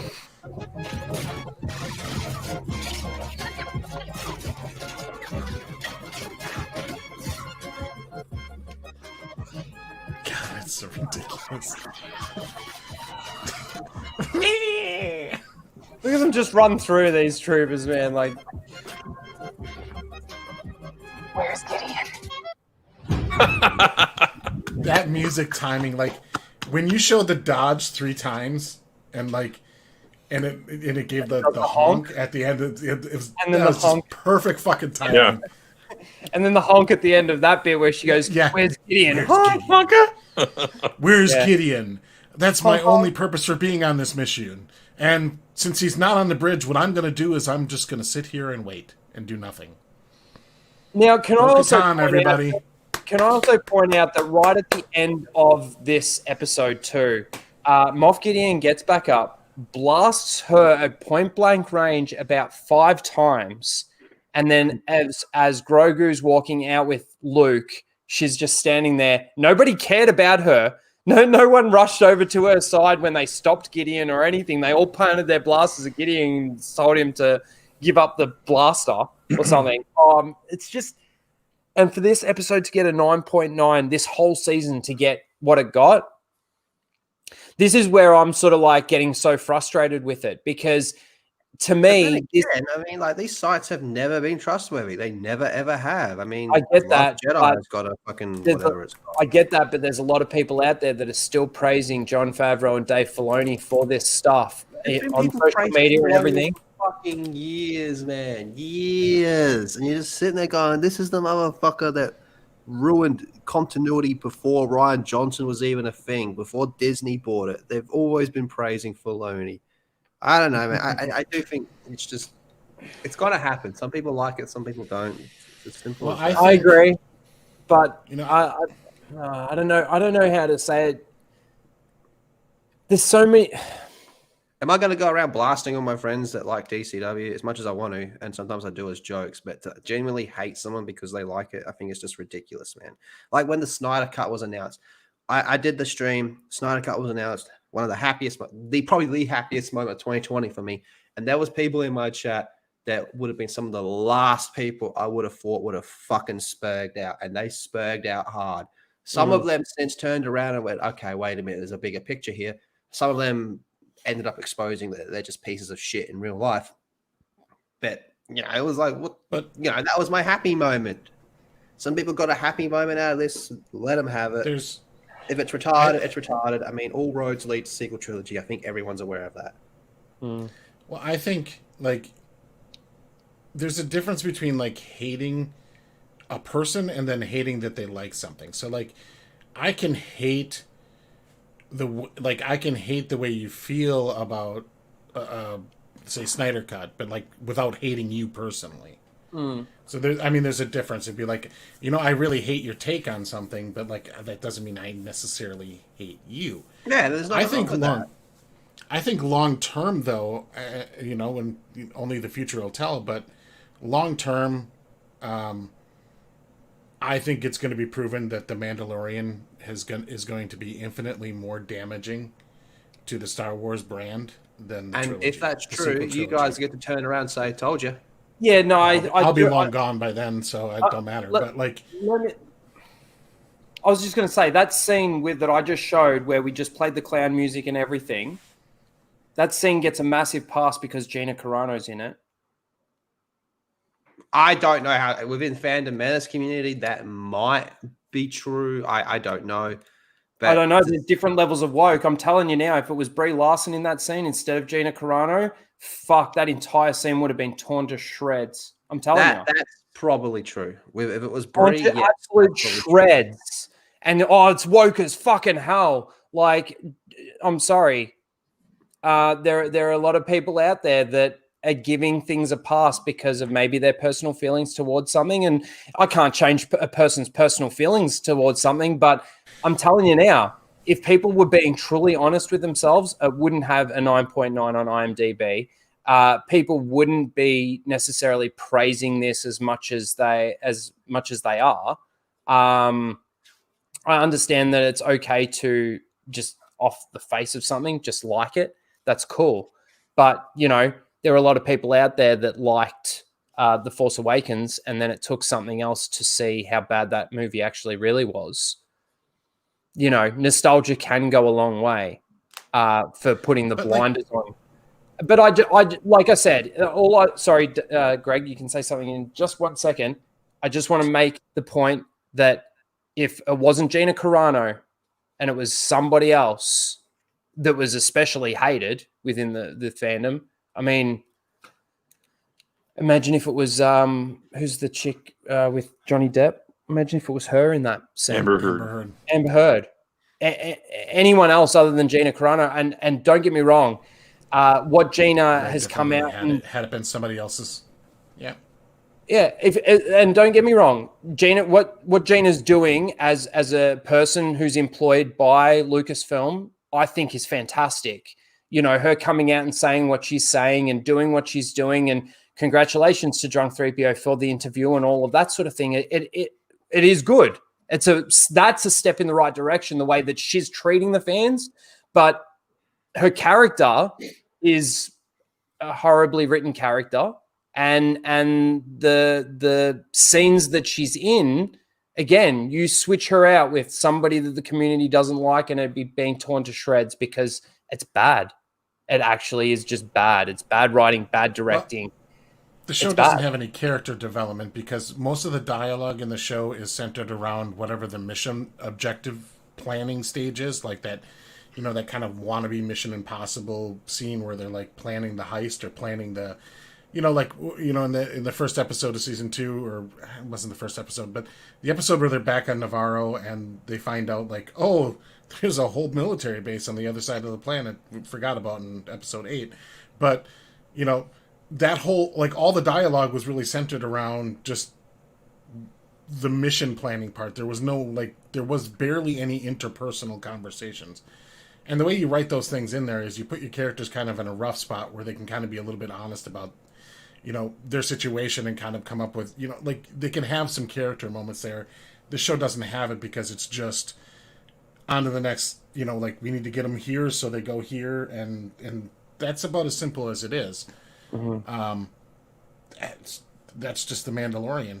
I was saying before, and that's what's going to doom Star Wars, and that's what's the frustrating part for me is that Like, if this is the standard bearer, or this is the step in the right direction, and based on the praise that it's getting, you got to understand how corporations look at these things. Like, there's people, executives at Disney, going, "Who can we bring back next?" They're simply they're not going like, "Oh my God, we were so wrong about the sequel trilogy. What a horrible mistake." They're the only thing they're thinking about is, who can we bring back next? Can we get Harrison Ford to make a cameo? Yeah. When can we get Chewbacca? When can we get this character and this character? Because they break it down to just a very simple thing. Is like, they like Luke Skywalker, seeing him. We got to do more of that, and because Hollywood just copies success, and that worked over there. Go ahead. Yeah, that's the difference between Disney owning Star Wars and George Lucas owning Star Wars, because he didn't give a shit about any of that. I mean, we went for years with stretches without Star Wars, right? When he could have been making money off of it on live action. So we always had books and stuff constantly going since '76, but that's the difference when you get into these corporations, and it's not just in entertainment; it's in any industry. When they see something that they think is an instant gratification and will make the stock go up even for 6 months, that's what they're going to do. I think myself, it's short-sighted and it's not conducive to long-term growth, but that's just the way these motherfuckers think. And that's why I say it's going to long-term do more damage. It's because we're just going to get a bunch of this stuff. And this stuff is really not like, there's some popular characters now, but like Jane Theory's right, but it does never make the writing okay to do bad writing. Like, yes, there was bad moments in the prequels, there were bad moments in the OT. They were not okay then, and they're not okay now. And I think with how we've advanced with the storytelling and the art of these things, it should be better. I was just thinking more being kind to fans gives you a grace to the product. That is so true. Look at CDPR. Yeah. But like, I think if you look at again, just the long-term long game, what character in The Mandalorian is going to be endearing that people are going to be crying that they're back in an episode or in a version of Star Wars 15 years from now or 20 years from now? It ain't Mando. It ain't Cara Dune. It's not Grief Karga. Like, none of these characters are going to be endearing for the long haul. And there's only so much time where you can keep going back to the nostalgia well for the OT characters. The OT, the reason everybody's happy to see Luke is because it was Luke. But who in this episode, who in this product are we going to be like, that's a character I want to be, that's a character that I care about and I want to see come back 10 years from now? Like, Mando's just a generic dude in a suit and we barely know anything about. I mean, they could rectify it, I guess, but I mean, we've had 16 chapters and like. And the Mandalorian being a platform for spin-offs gets a 9 out of 10 on IMDb for the entire season or something like that. Yeah. And I think she's right there, though. I don't think Mando comes back for a third season. Think about it. It's going to be 2022 before Mando season 3 comes out. Because we got to wait a year for Book of Boba Fett, right? And then they're going to do Mandalorian season 3 at the same time they're going to launch Ahsoka and the other show. I just want to come back to this. That ending of that episode looked like a series finale to me. I completely agree with you there, Jane, because I've been able to do that exact thing with the prequels. But the difference between the prequels and the OT was they didn't destroy things like hyperspace for me. And they didn't destroy things like why we're turning sabers on for no particular reason. And all of those, I mean, there's a lot more problems in regards to law-breaking stuff in the sequel trilogy than there is in Mandalorian. But there is still a lot in Mandalorian. I mean, I asked the question in that last episode, why were we sitting there watching Grogu and R2-D2 have a conversation with each other for about 2 minutes of screen time? Everybody else is just standing around. Nobody else is communicating. So everyone's just standing there looking at each other in this 2 minutes, watching Grogu and R2 talk to each other. Now, again, I suppose there's not really a that big scene drives problem. you nuts. It does drive me nuts. But the thing with that is like, okay, you know what? Somebody tried to again, it's a small little nitpick, and I'll agree that is a nitpick. Like, it's 2 minutes of screen time where they're literally talking to each other. You can't understand anything, and everybody else is just standing there watching this happen. For me, somebody said to me that R2-D2 was the one that helped Grogu escape from the temple during Order 66. Too bad he couldn't help him escape from Kylo that night. Just hang on. Yeah. Great callback, Lethal. That was the person's justification. I then wrote back to them and said, has that been confirmed by Lucasfilm? Because I wanted to know, because again, that destroys then their continuity within the movies, because R2 was with Anakin the entire time during Order 66. So when did he actually help Grogu escape? The person wrote back and goes something like, no, but that's how you could explain it off. And I'm like, just like, what? Give me that again, please. Like, I don't understand how you can actually see that as a justification for why we get 2 minutes of screen time of nothing really going on. And you're making that up, and you're trying to say, and he was being really harsh towards me in regards to my criticisms of The Mandalorian. And I just couldn't believe it. Like, again, people are trying to write this for them, and there's nothing wrong with coming up with your own theories and things like that. But honestly, to have 2 minutes of screen time of them literally standing there talking to each other while nothing else is being said, nothing else is going on, The Mandalorian and Luke are just looking at each other. Like, I don't know. Pen and paper, you can write anything out. You could literally write, well, this is Star Wars, it's sci-fi fantasy, so Baby Grogu got out of the temple because from planet used a warp tube and beamed him out. There you go. It's canon. I mean, like, you can. That doesn't make it like decently plausible and not ridiculous. It's just, R2 saving him. Like, the idea of him getting out of the temple like ahead of time, but nobody else. Like, why? Like, I don't think they're ever even going to come touch that. That was them. They're going to tracking fob that thing. They're just going to be like, we're not going to bring that up again. We're going to push that off to the side. Yeah, but it's the same thing with, like, the Sand People. We get 5 minutes of screen time of them talking in Tuscan. Oh, man. Kind of thing. Yeah, but that gave us Tuscan Bob. But I understand that. But the other thing, too, with that is that, the last thing that the Mandalorian says is, how do we kill it, right? And he says that in basic. He says that in English, right? And he's talking to the Tuscan. He still does the sign language for how do we kill it. But if he's able to talk, unless the talking and the hand actions go together, but if the talking and the hand actions go together, then why was he able to talk in basic and then be able to understand him? And it's the same thing with, like, let's say the frog lady, right? I was just saying the same thing with the frog lady. In that episode, it was he asked the frog lady to pull the lever when he needs the lever pulled, and he asked that in basic. She understands it, right? So why, when he asks the mechanic lady, the pilot, because she's an engineer from Alien, why is it that when she gets asked by Mando, where do I have to take you, she has to ask the frog lady in frog lady speak when the frog lady could literally hear what he was saying? Because it's funny. They're being funny. That's the reason. I'm just sitting there going, oh my God. And it wasn't funny. I will say episode 2 or 3 was one of the worst rated episodes. But let me go even further with the writing, right?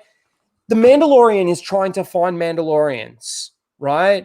He gets sent to Tatooine at first. He finds Mandalorian armor, but that's it. He then goes back to the engineer lady who's playing cards with an ant that knows where the Mandalorians are. But the person that knows where the Mandalorians are is actually the frog lady. The frog lady has a husband that knows where the Mandalorians are, but the husband doesn't really know. He knows the bar to point you into, where the bartender will know someone. No, not a Mandalorian, but just another fisherman, right? That can then lead you to Mandalorians, but no, he doesn't lead you to Mandalorians. He leads you to a trap. No one knew where Mandalorians were. They might have known that they may have seen Mandalorians on this place, but it seemed at the beginning of that episode too, they were actually in hiding. She had the hood over and she's actually hiding herself a little bit.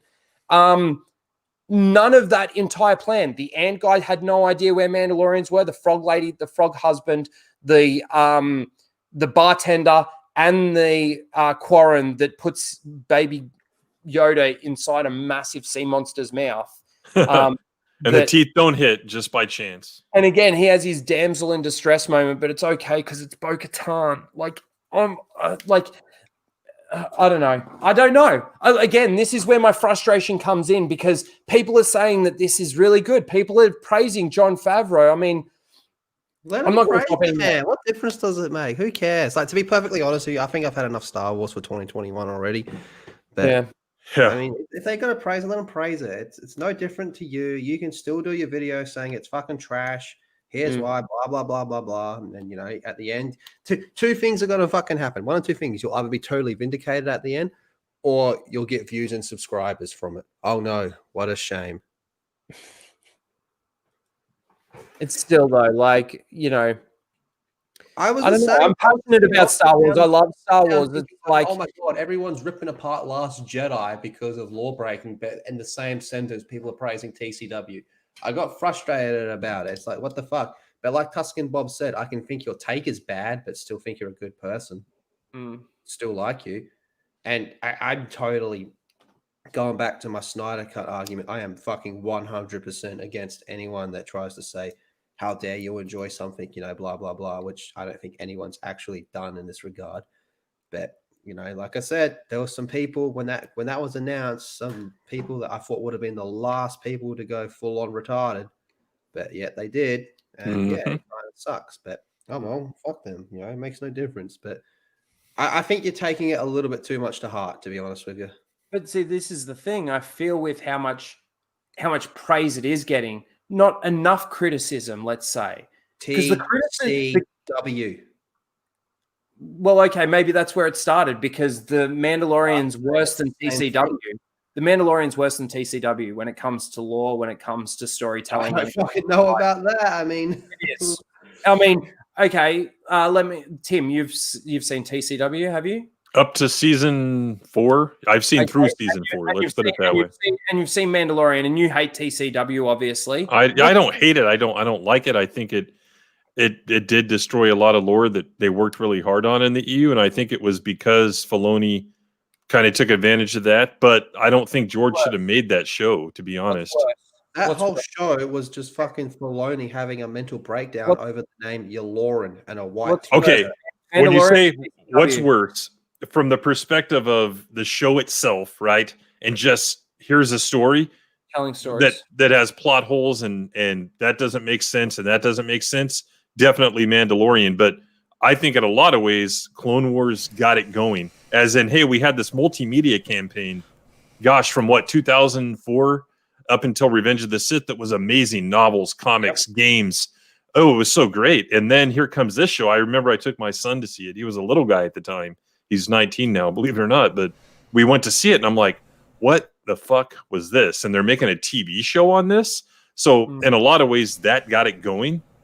And I remember I said, okay, I'll watch the show and see if they have good episodes. And there might have been one or two here. Well, that was a good moment, but just so cartoony and childlike. It was just, I didn't like Ahsoka. I'm one of those people that thought she was shoehorned into the universe and into the character of Anakin. So in terms of like a show, is this good or bad?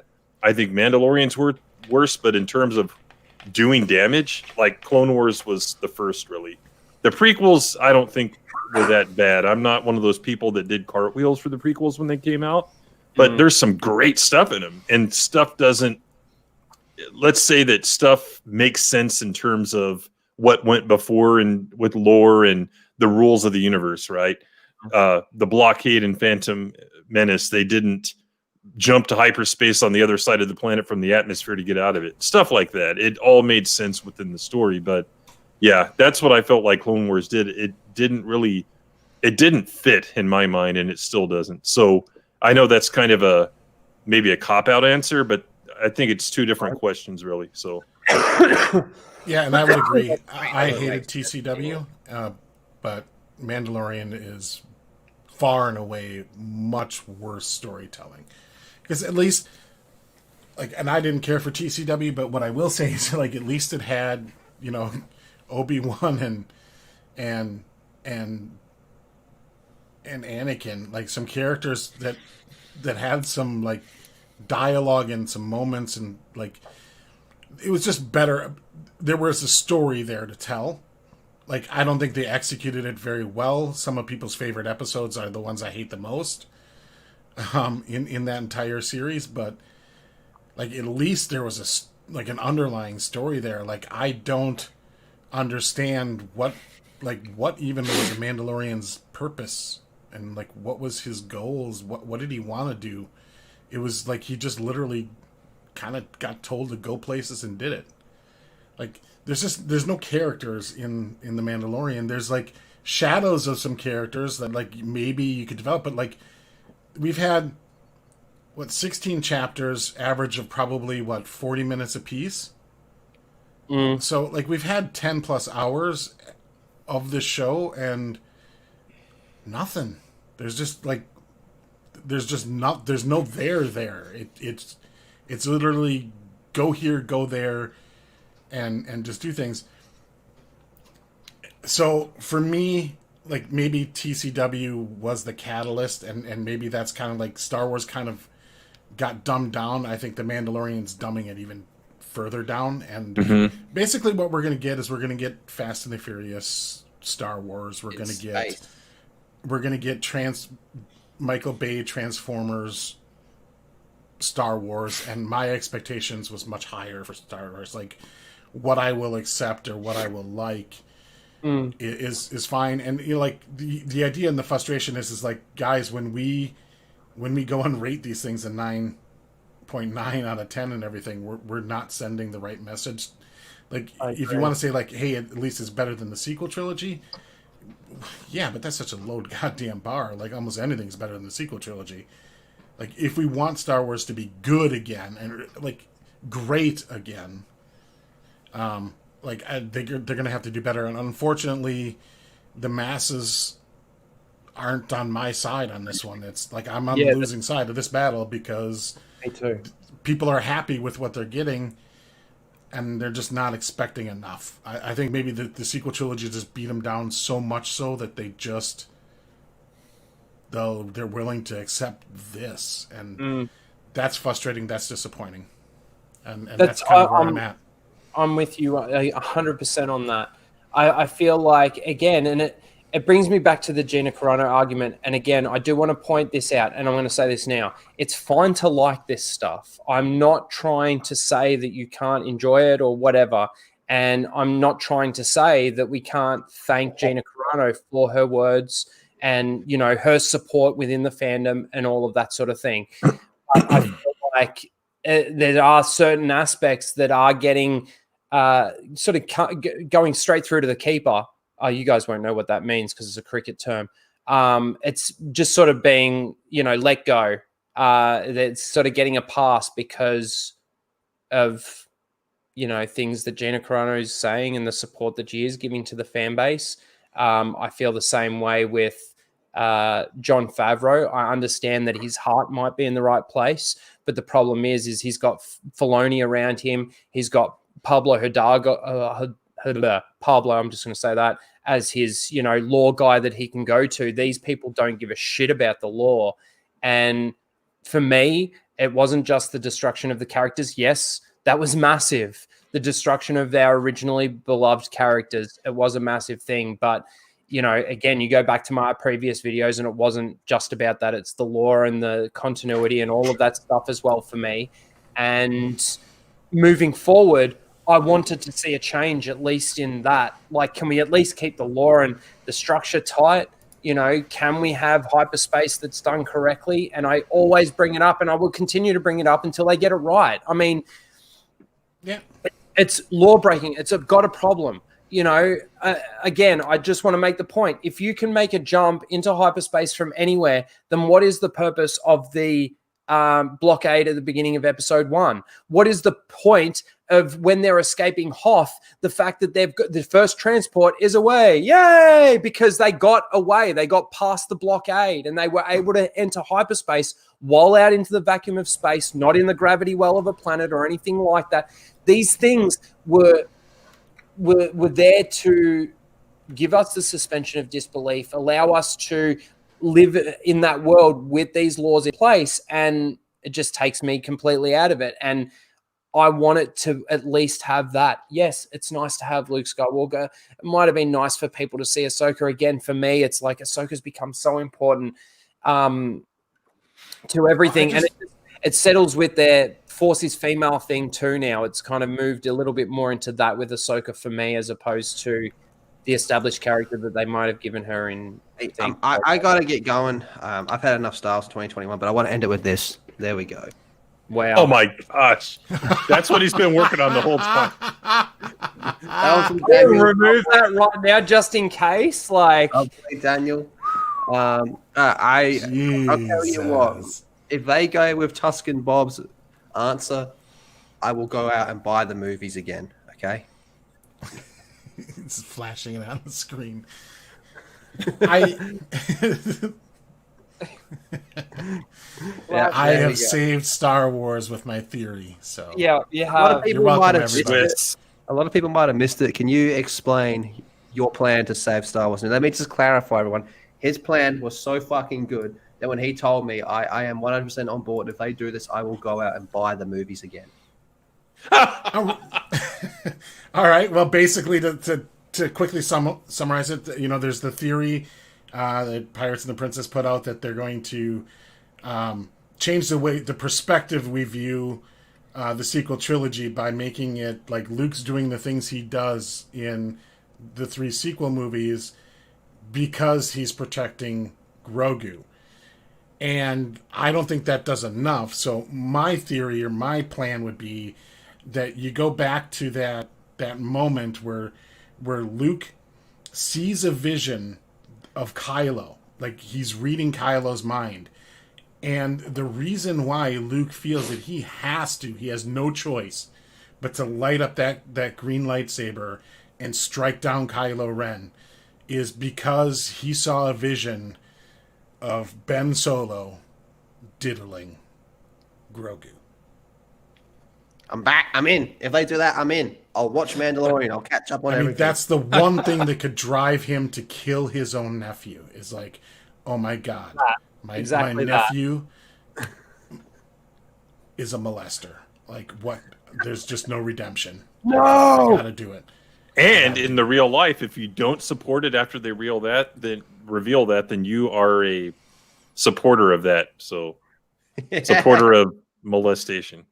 They got you. They got you there. Yeah, it's perfect. Can you full screen me before I go? I can. I nearly removed you. I send this out to Lucasfilm. You have completely lost me as a fan. I got rid of all my Star Wars movies. I haven't watched any Mandalorian. I haven't watched anything in a long time. I'm completely out. But if you do that, if you do Lost Jedi's plan here, I am 100% back in. I will buy the movies again. I will catch up on Mandalorian. I'll get a Disney Plus subscription.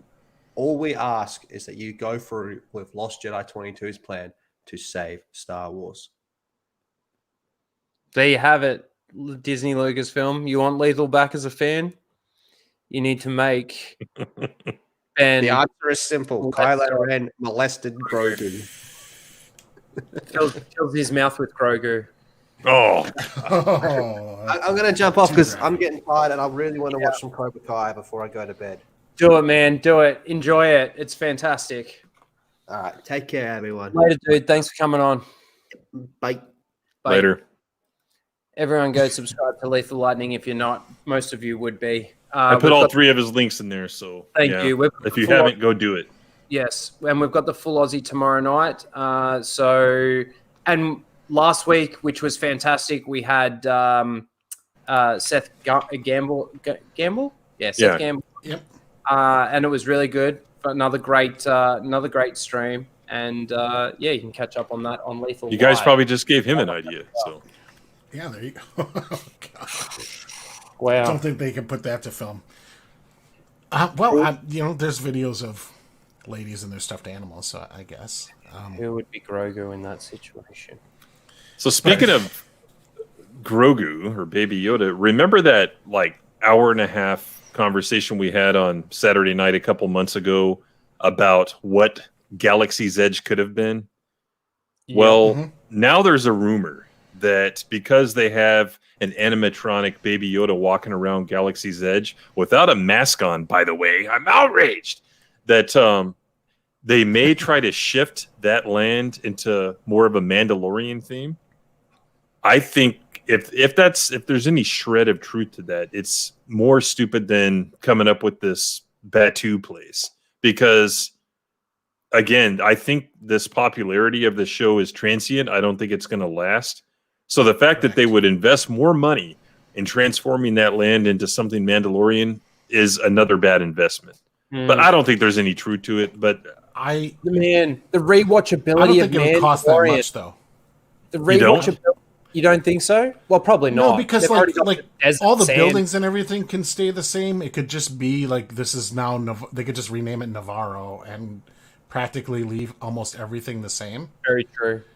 And then just add, the cast members from The Mandalorian for relatively cheap.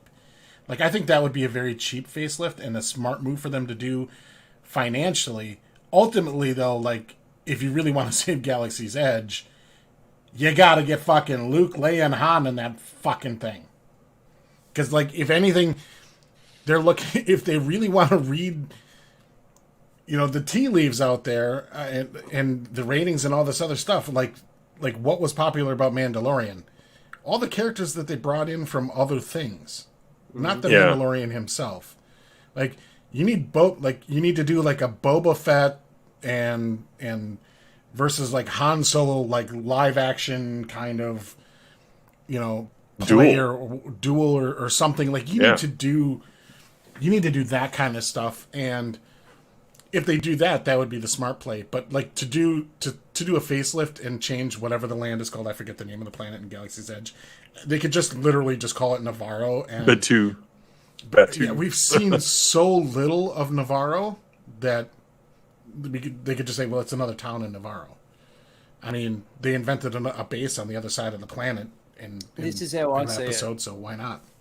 This is how I see it. The rewatchability of Mandalorian just isn't there because the more you watch it, honestly, the worse it actually gets. Well, it is for me anyway. Might be different for others. That's totally fine. I agree. But the more I watch it, I went back and I rewatched it because of this rating, this 9.9 rating for this final episode. So I went back and watched the entire episode. Now, there are heaps of people out there saying they've watched that Luke moment 20 times. Have you watched the entire episode 20 times? Is what I want to know. Because when I watch Revenge of the Sith, or when I watch A New Hope, or when I watch Return of the Jedi, I don't just go to the very end and watch my most favorite part of each one of those movies, which is the fight at the end of every one of those movies. I watch the entire movie. Like, Yeah, because there's a story that you're invested in there, and the story that's here is really not much of a story at all. And for me, that just goes to show how much people are sort of letting this go. Like, it's you can go back and watch that scene as many times as you want. There's no problem with that, and if you enjoy it, you enjoy it. But if you're giving the rest of the episode a pass because of that moment, well, that's what I'm sort of not liking, because again, we are sending a little bit of the wrong message through to the guys at Lucasfilm. There are still problems with this, massive problems with this. The story, writing, plot, development, all of this stuff. We've had 2 seasons now of Mandalorian. What have we learned about the Mandalorian? That he was around in the Clone Wars when the Jedi were fighting at the height of their power, and the Mandalorian doesn't know anything about Jedis, and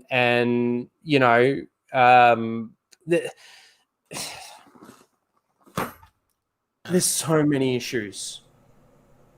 I think as fans of Star Wars, we need to raise the bar much higher than where we're currently setting it. Because think about this, like, what are we asking for? We're asking for a coherent story, right? Some be mindful of cheap plot tricks or cheap writing tricks that can impact and kind of sabotage previously established stuff. So be mindful of the existing material that's out there and be faithful to it. And have showrunners that are just decent people to the fans. These are three things that are just so elemental and basic and easy. Like, why can't we have all three? Mm-hmm. Like, that should be like the bare minimum, right? Before we say a show is good, is that we have these three elements, respectful of the continuity and the lore, a decent, coherent story, and made by people who treat their customers, at least publicly, with respect. Yeah, that's what I said after the Luke thing. Bar. After the Luke thing happened, I said, "Look, you could have this whole show. Actually, you could have still given these not just normie, but more casual fans what they wanted to see to create this interest." And you could have also satisfied people like us, right? You could have done that and not really lost anything for it, but they're not doing that. And that's what the insult is. It's laziness more than it is like a direct insult or intent to piss people off. But it's the fact that they're not precisely not malice. Yeah, and not to call that out is just... Well, see, this is the thing. I think Favreau's heart's in the right place. I think Filoni's he'll change whatever he wants to change just to go along with the narrative that he wants to put out there. I bring it back to George made Star Wars for normies, yes, but he was able to keep lore, continuity, and structure for the hardcore fans, and that's where the Mandalorian falls off the edge. It definitely gives you the flashy lights and that feel of Star Wars. I will say there's problems with the music in Mandalorian at times. Sometimes the music does fit, and sometimes it can be okay. But there's a lot of the times. But even when the ship's coming in, shit was awful. The dubstep was bad. But even when the ship comes in and it's like this, like it's not Star Wars. It's and again, people don't really people don't really point that shit out. But this is where I say George made Star Wars for normies, but he was able to keep lore and structure and continuity for the hardcore fans, and that's where the Mandalorian falls completely off the cliff. Yes, yeah. And guess what? And guess who are the ones that are buying $500 statues and stuff? It's not the normies. It's the hardcore fans. Mm-hmm. And look, don't get me wrong. I mean, we've seen it. The Baby Yoda, the Grogu, the child, whatever you want to call it, was probably the hottest selling toy. But that adds to the then lack of criticism that the Mandalorian's getting and sending that same message that it's okay to make this level of garbage. We had the sequel trilogy, which was this level of garbage. We've now moved to this level of garbage, and that's now the line. That's all we have to do is give him the flashy lights. Like, again, what if the Ahsoka series is really bad, but then at the very end of the first season, Luke Skywalker shows up to teach Ahsoka a lesson or something like this? Right. Is that then going? I think they'll do the opposite. I think that's why I also put the tweet out there. I put a tweet out there not long after the Luke Skywalker thing, and I was getting very frustrated with the reactions a little bit. Not so much that the people had emotional reactions. It was more the fact that I didn't actually have a reaction, and all these people did. That sort of annoyed me a little bit. I want to be able to feel something with Star Wars. I mean, I felt a lot more out of Cobra Kai in these episodes than I've felt in Star Wars in years. Now I forgot where I was going with my point. Sorry, I went off. I got to run to the loo. Can somebody take over? Yeah. Read something from the chat or something. Sorry, I'll be right Read back. something for the chat or something. I see a lot of smiley faces. Okay. Done. Yeah. OG Star Wars says, smile, smile, smile. Yeah. Like, I feel like we're in that scene in like Major League 2 where it's like, fly ball. Yeah. Call.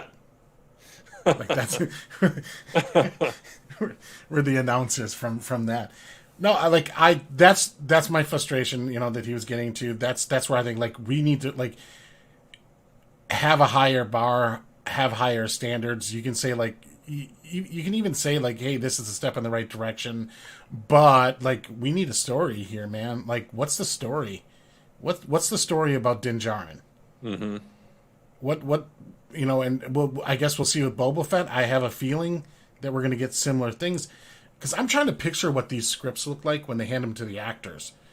Because there's actually so little dialogue in these episodes, and it's very action heavy. But then even the action isn't well executed action. Like, no, not if you're at going all. to be an action thing, like, boy, you need to button that stuff up because, holy crap, it was just silly. I mean, you go back to that horrific episode where they're on what's the planet? Tython. Yeah, Tython. Not Tython. Southern whatever. California. Yeah. Yeah, Southern California Tython.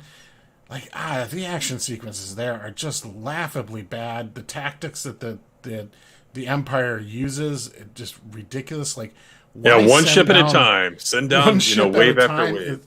That's the kind of tropey shit that you expect in like a low budget like kung fu TV show on USA. Yeah. Not Star Wars. Like we need to have a higher bar. Yeah, I and heard it was 17 pages, Jonathan. But we saw that's ridiculous. We saw clone troopers like rappelling down from the what do you call those? The LAATs, the LAATs in the prequels and all that stuff. So you're telling me they couldn't have taken those troop transports and hovered them over the top of that Jedi, whatever the hell that structure was, and just kind of rappelled down? Rock? Yeah. I mean, stuff like that. You really have to turn your brain off to accept any of that. Then you got to keep turning it off. Oh, I got to turn it off again and again. See, what you do there is when you're writing that episode and you go like, okay, we need to have the troops land far away. How do we make it plausible that they need to land far away? What you do is instead of Baby Yoda having a column go in straight up into the air, you make it an area of effect disruption, like wave effect looking thing, so you can plausibly then believe that would disturb any flight in the area, which would then prevent them from doing that. See, it's really not hard stuff to do. Like, with the whole like setting down the backpack thing, that's so crap and lazy. Mm-hmm. It makes no sense that he asked him to take his jetpack off. Just have his jetpack get broken the first time he tries to go through and grab Grogu off the stone. Or lose the control mechanism. You know what I mean? Lose the control mechanism. Something like little tiny things. That's what you can button those things up, and then Tuscan Bob can't point it out in a video because it's just like, okay, it's kind of more plausible. The effect caused waves and disrupted flight patterns, so they couldn't just drop ship right into there. And the only reason then that the other troopers could later is because the beam was no longer being emitted. Yep. Simple. And then you got stupid shit like face scanning, which people justify by saying, "Oh, as long as you're not a part of, as long as you're not being chased by the Imperials, means that you can just scan your face and get whatever data you need out of it." Yeah, Imperial network security has always been kind of garbage, but like this was like a whole another level of garbage. Because we at least thought that like, hey, R2-D2 has got like a special skill. He's like a rare thing, not like anybody can jack in and grab these things. It's R2's special. Like it's not just, it can't be like R5 or anything. It's got to be R2 that can do this because he's a little master hacker droid. Yeah. I just wanted to make this point. This is the point that I was trying to make before the fact that I needed to go to the toilet interrupted me. I put out a tweet asking the question, if Luke Skywalker showed up at the end of TLJ, and faced down Kylo Ren and had a Mandalorian moment at the end of TLJ, would that make TLJ a good movie? And a lot of the reaction was, hell no, no. It probably would have, the backlash probably wouldn't have been as bad. All of that. There was a lot actually happened on that tweet. Now, this is how this last episode of The Mandalorian feels for me, is that if that did happen in TLJ, then people would have liked that movie. Like, I think a lot more people would have, and I think had they done that, that movie goes from $1.3 billion to probably 1.75, 1.8 billion. Yeah, because of repeat viewings. Yep. Just to I see think that people would have gone. I think that movie would have done much better at the box office. I don't think anything was going to touch Force Awakens because that was the first Star Wars movie in, 10 years or so or whatever. So it definitely hooked us. Empire didn't even touch A New Hope, or Star Wars, I should say. So. Right, and and Empire is the better movie of the two in most people's minds.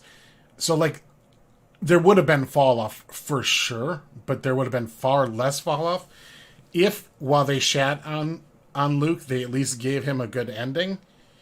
I think people would have forgiven a lot of the other garbage, because I mean the basic plot line of Last Jedi and even its themes are just garbage. Do you think people wouldn't have? Do you think people wouldn't have picked apart that throne room scene the way that they did? And do you think that people wouldn't have talked about Snoke being killed off and all the plot lines being killed off? They're not talking about the Mandalorian right now for the same reasons, right? I think a lot of us would have. Like, I think your Maulers and things, I don't think it would have changed much of his videos. Well, they're the people that are still criticizing the same thing out of Mandalorian. Right. I mean, Mauler, you go and watch Robot Heads. He's the one that really broke down that throne room scene and really, he's been consistent through his criticisms of the Mandalorian, I found, with his reviews. But by and large, I don't think the quote-unquote fandom menace would be nearly. It would probably be 1/3 of the size that it. So let me ask you this. If let's say we did get a Luke Skywalker moment at the end of TLJ, but people were criticizing those other choices that were made in regards to killing off Snoke, giving us the Leia Poppins scene, the titty milk still would have been there. Everything was still exactly the same. Luke dies in that last fight, but he dies obviously honorable because he's actually there and he gets struck down by his own student. Do you think that do you really think that the backlash, like from Rian Johnson coming to the fans for those criticisms, would have been as big? I think I think the movie would have got talking about. I think we would be talking about Rian Johnson's first movie in his trilogy had he ended that movie differently. Like, had he redeemed Luke at the end, like really redeemed him, not like fake redeemed him, and people got that moment with Luke for real. I think that Rian Johnson would be filming his second one now, and we'd be talking about the one that just came out a month ago. Like, I really do think that it would have changed that much. I think the fandom menace would have never have happened, certainly to the level it has happened. Absolutely. And my evidence would be The Mandalorian. Yep. That would be like, that's my evidence. Like, well, how can you say that? Well, The Mandalorian. Like, I look at it very much on the same thing. Like, I think that if people got good Luke Skywalker, they would have forgiven all. They wouldn't have cared. They would have ripped on and joked about things like Canto Bight and rolled their eyes and things like that. But like, the passionate hatred that TLJ got wouldn't be there. It would have just been a bad Star Wars movie, not an insulting one to them. Me personally, wouldn't change my mind. Wouldn't have changed my mind. It wouldn't have changed my mind either. I mean, and my evidence for that is The Mandalorian as well. Like, I don't. Because I look at The Mandalorian and I can throw out the EU in my head and throw out the sequel trilogy and even throw out the OT in my head and just look at The Mandalorian as a show. Yeah, it doesn't pass. Mm-mm. It doesn't even come close to passing for me. Just as a show, even if it wasn't called Star Wars, like it just wouldn't pass for me. It wouldn't be anywhere near good. It would have been just like, this is kind of a crap TV show. Whatever. Mm-hmm. Yeah. All right. I'm going to start wrapping this up soon, but I just wanted to ask, did either of you guys want to talk about the Star Wars theory stuff and Pablo Hidalgo and anything that's been going on there? Do you want to comment on any of it or anything? I mean, you love Pablo at the moment, Tuscan Bob, so surely you want to say something. I honestly thought his recent offense was kind of a nothing burger, to be honest with you. Like just the statement that emotions are for sharing is really just I'm like, I don't compared to his other things. It's not a nice thing to say. Like, I certainly wouldn't have suggested that he said it, but what? That's kind of a nothing burger compared to the things that he said. Things that he said a lot worse. That Ryan Johnson has said. The Hal Hinkles and a whole host of TLJ defenders in the media. All those people.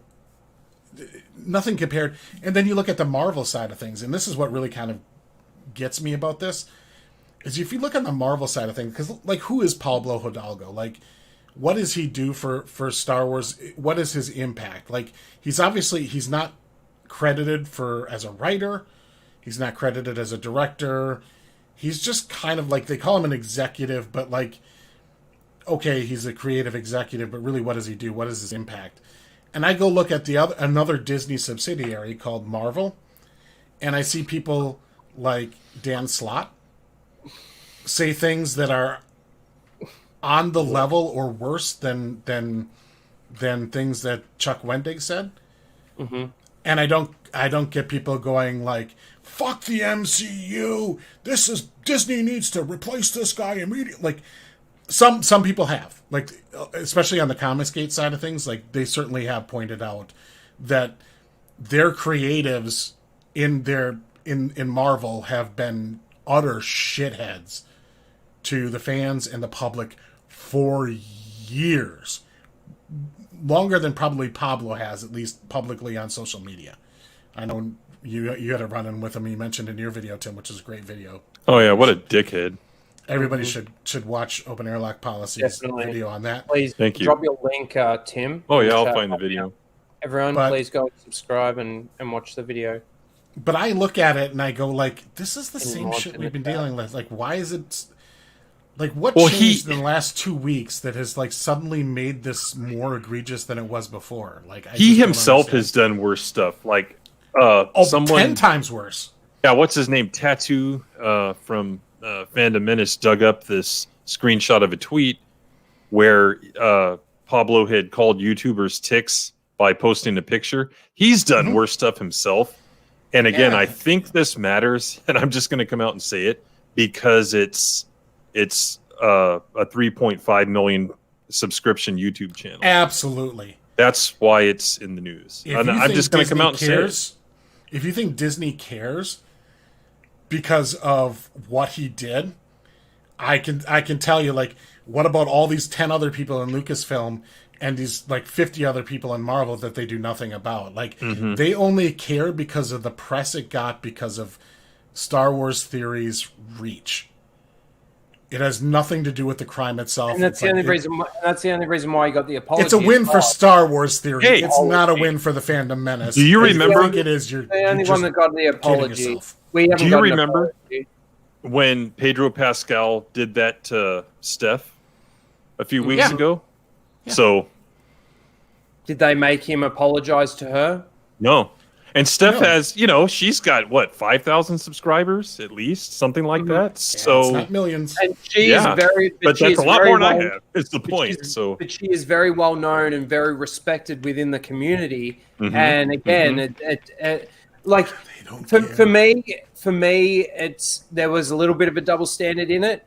For me, it kind of annoys me a little bit that when we were all being attacked where was the biggest channel on YouTube for Star Wars in regards to the support? Like, I think he was more like, yeah, the Rise of Skywalker was good, and everything's good with Star Wars. I don't think he was 100% like it was all good, but my thought. Everyone knows my thoughts on Star Wars theory, and look, don't get me wrong. I watched the whole thing on Drunk 3PO's channel, with him and Jeremy, and yep, I did too. It wasn't bad. Some of the things, I even put a couple of super chats out there because I wanted to know what his thoughts were on certain things. I think it came across a little bit incorrect, but didn't quite they didn't really answer your question when the one I'm thinking of. But it's just, it's sort of, why is it? And again, it's because he's 3 million subscribers. He gets the apology. I mean, he even said that, people can call him a shill. He's not a shill. He's that in his words. And I think he is. And I mean, on the stream, he even said like he's already seen season 3 of Cobra Kai. He got sent it early. Now people can say, that's just because he is a big channel, but he's probably got 20 videos now already made, ready to go for Cobra Kai. He's ready to release it straight away, catch the algorithm on the Cobra Kai stuff, and bang, he makes his money through all his videos that he's just released. There is that element. Like, and he's put videos out there where I put it in my video in regards to I wanted to throw my hat in the ring. I made a video in support of the fact that Pablo Hidalgo didn't just come out and attack Star Wars theory. He attacked any fan that had an emotional reaction, right? It was just directed at Star Wars theory. And that's why I made a video, because it was more in support of people like Anna that did have a massive emotional reaction. People like, the genuine reactions that I did see were like 19K Fox.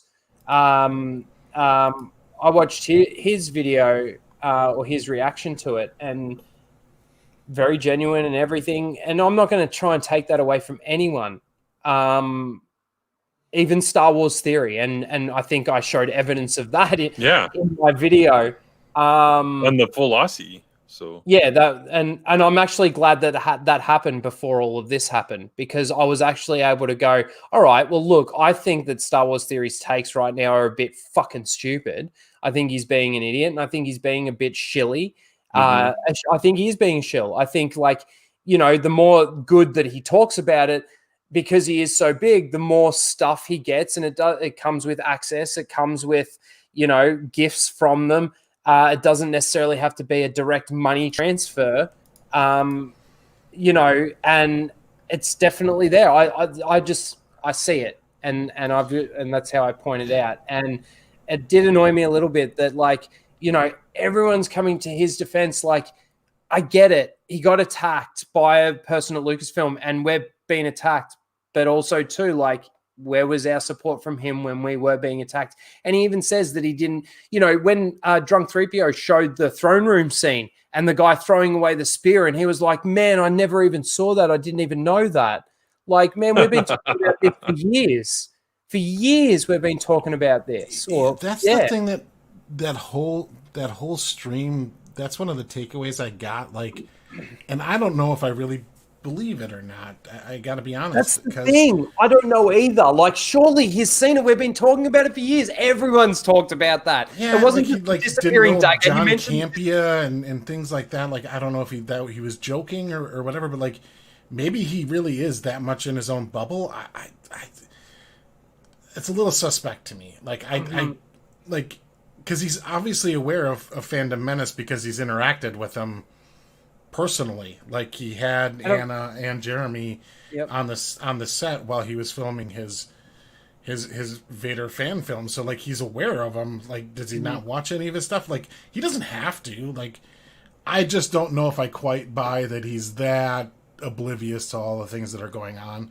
I think he's and all the things that are actually wrong with it. Yeah, like I have a tough time buying it. I can't prove it. That's just my gut feel. But this whole thing, the Pablo Hidalgo thing, I can just tell you, like I said, this is not a win for fandom. It's a win for Star Wars Theory and fans who have 3 million subscribers. Like, this is not our win. It's his. Like, I know everybody and their brother made a Pablo Hidalgo video in the last week or so, or whenever it broke. Like, literally, like, my entire feed was just fucking Pablo Hidalgo videos. But I don't think Disney watched any of them. I don't think they care about any of them. They cared about the fact that, like, he's got 3 million subscribers, and his 3 million subscribers cared and made a stink. And that really kind of tells you, like, where the Fandom Menace has really failed in its numbers games is, like, we don't even have enough. Like, think about it. If we had 1 million members in the Fandom Menace, right? And I say I haven't considered myself Fandom Menace for Christ, probably over a year now. But I'll just say we as a community. Like, our numbers, like, even if it was 1 million, what, in the grand scheme of things, and like, compared to the normies out there, don't mean shit. My point with this comment, Lord Vader, is why did it take this moment to do that? Like, we've been under attack for a very, very long time. A very long time. Ichibaka has documented Pablo's bullshit for and if Disney cares, then why haven't they done anything previously? It's and because why they got caught in a big story. And in regards to this, I do think he is saying the right things to get stuff. No, I don't think it's just to get stuff, but I definitely think that he hasn't been honest with himself about Star Wars for a long time. And I think you don't need direct payments. That's what I was sort of saying before. Is a form of payment. And I think if you're pulling your punches because you don't want to lose the access. That's it. It's pulling his punches. Like, I think that is an issue, and that's generally why I typically don't care for, mysterious unnamed sources and now, like, I have an interview with so-and-so and things like that. And you don't want to lose your subscribers. That's another thing. And you don't want to lose your subscribers as well. So, like, if you go and take a shit on Star Wars, like, you're going to lose... Go ahead, I do want to say, just quickly, I know there's, like, when I say only 23 people, I appreciate every one of you for being here. I really do. But, I don't think Star Wars Theory is necessarily going to see this or care about this sort of thing. But first of all, I want to say the fact that he got under attack and everything is definitely not cool. The way it all sort of happened, not cool. I'm not down with any of that, what Pablo did. And I am happy that, Jeremy and Star Wars Theory were able to work out their differences because of this scenario. Like, there is a silver lining to this. Don't get me wrong. Please don't get me wrong. There is definitely a silver lining to this. But, it's kind of like I've seen a lot with Star Wars Theory. I was a massive fan of Star Wars Theory. A massive fan. Even after TLJ, he was shitting on that movie. He didn't like it, right? I do know that that's where I was sort of starting to swing away from him a little bit, because he was starting to try and justify certain things that, in my eyes, just were unjustifiable, right? But when The Rise of Skywalker hit, that was where I was like, nah, you've gone completely against everything that you've said for the last 2 years about your feelings, what your feelings were going to be towards this movie. Now, that's not to say that it can't change, but with how I thought Star Wars Theory felt about Anakin, Vader, like, again, he even said it on the stream. He's a Vader fanboy. He loves Vader. He loves Anakin. That's his favorite character. And that's cool. Like, but again, everything changed after The Rise of Skywalker. And again, a lot of his videos were trying to justify how these movies are good within the story, sort of thing. And that's where I was like, no, I'm out. And he ask did yourself end up this. getting access. He did end up getting gifts. He did get stuff, for towing the line. And now that I wonder if he, the apology came, they're probably going to send him a massive basket full of stuff because, Pablo attacked him. He'll probably receive another gift basket. And maybe a visit to the set, who knows? Oh, yeah. Like, I think... Ask yourself... Go ahead, Greg. I think it's fine, if you do those things and to get the access... I don't know if I would say it's fine, but I factor that in when I'm evaluating your opinions and things like that in your approach. Like if you're reviewing something, but you were invited to the premiere and you got exclusive access. I realize that you're not going to probably give me your straight, honest truth because that's probably just not going to happen because you probably want to continue to have access to those shows. So if I had behind the scene access to a particular show, I would be honest about it and say yeah, this is the access I got. Take it with a grain of salt with my thing. I understand if you might kind of suspect I'm pulling punches here because I have an inside person or I have access to the sets or such so-and-so people. Mm-hmm. So ask yourself this. I also just want to say, just quickly, sorry, Tim. I was going to, we were going to actually EFAP Star Wars Theory video tonight, and I decided against it. He's been under enough. At the present time, I, still have my thoughts, and we'll probably still break it down because, again, there was a couple of stupid little takes in there from what I did watch of it. I just don't want people to think I'm completely insensitive to the guy, or trying to feed off the name Star Wars Theory or anything like that. I'm not that kind of person. And again, I think I proved that in my video that I'm not going to take this moment away from this dude. It doesn't change my thoughts on him, and it doesn't make me think that he's not shilling, and it doesn't make me think that he's not pulling his punches in regards to his takes to try and maintain some sort of diplomatic thing across the fandom and the creators. He's just trying to keep the peace with everything. He doesn't want to know, and that's maybe why he is oblivious to the spear being thrown out in that throne room scene or the guy running away. Him watching that video, he was in shock of what he was watching. So I think it was quite genuine that maybe he didn't know. But that's where I think, come on, dude.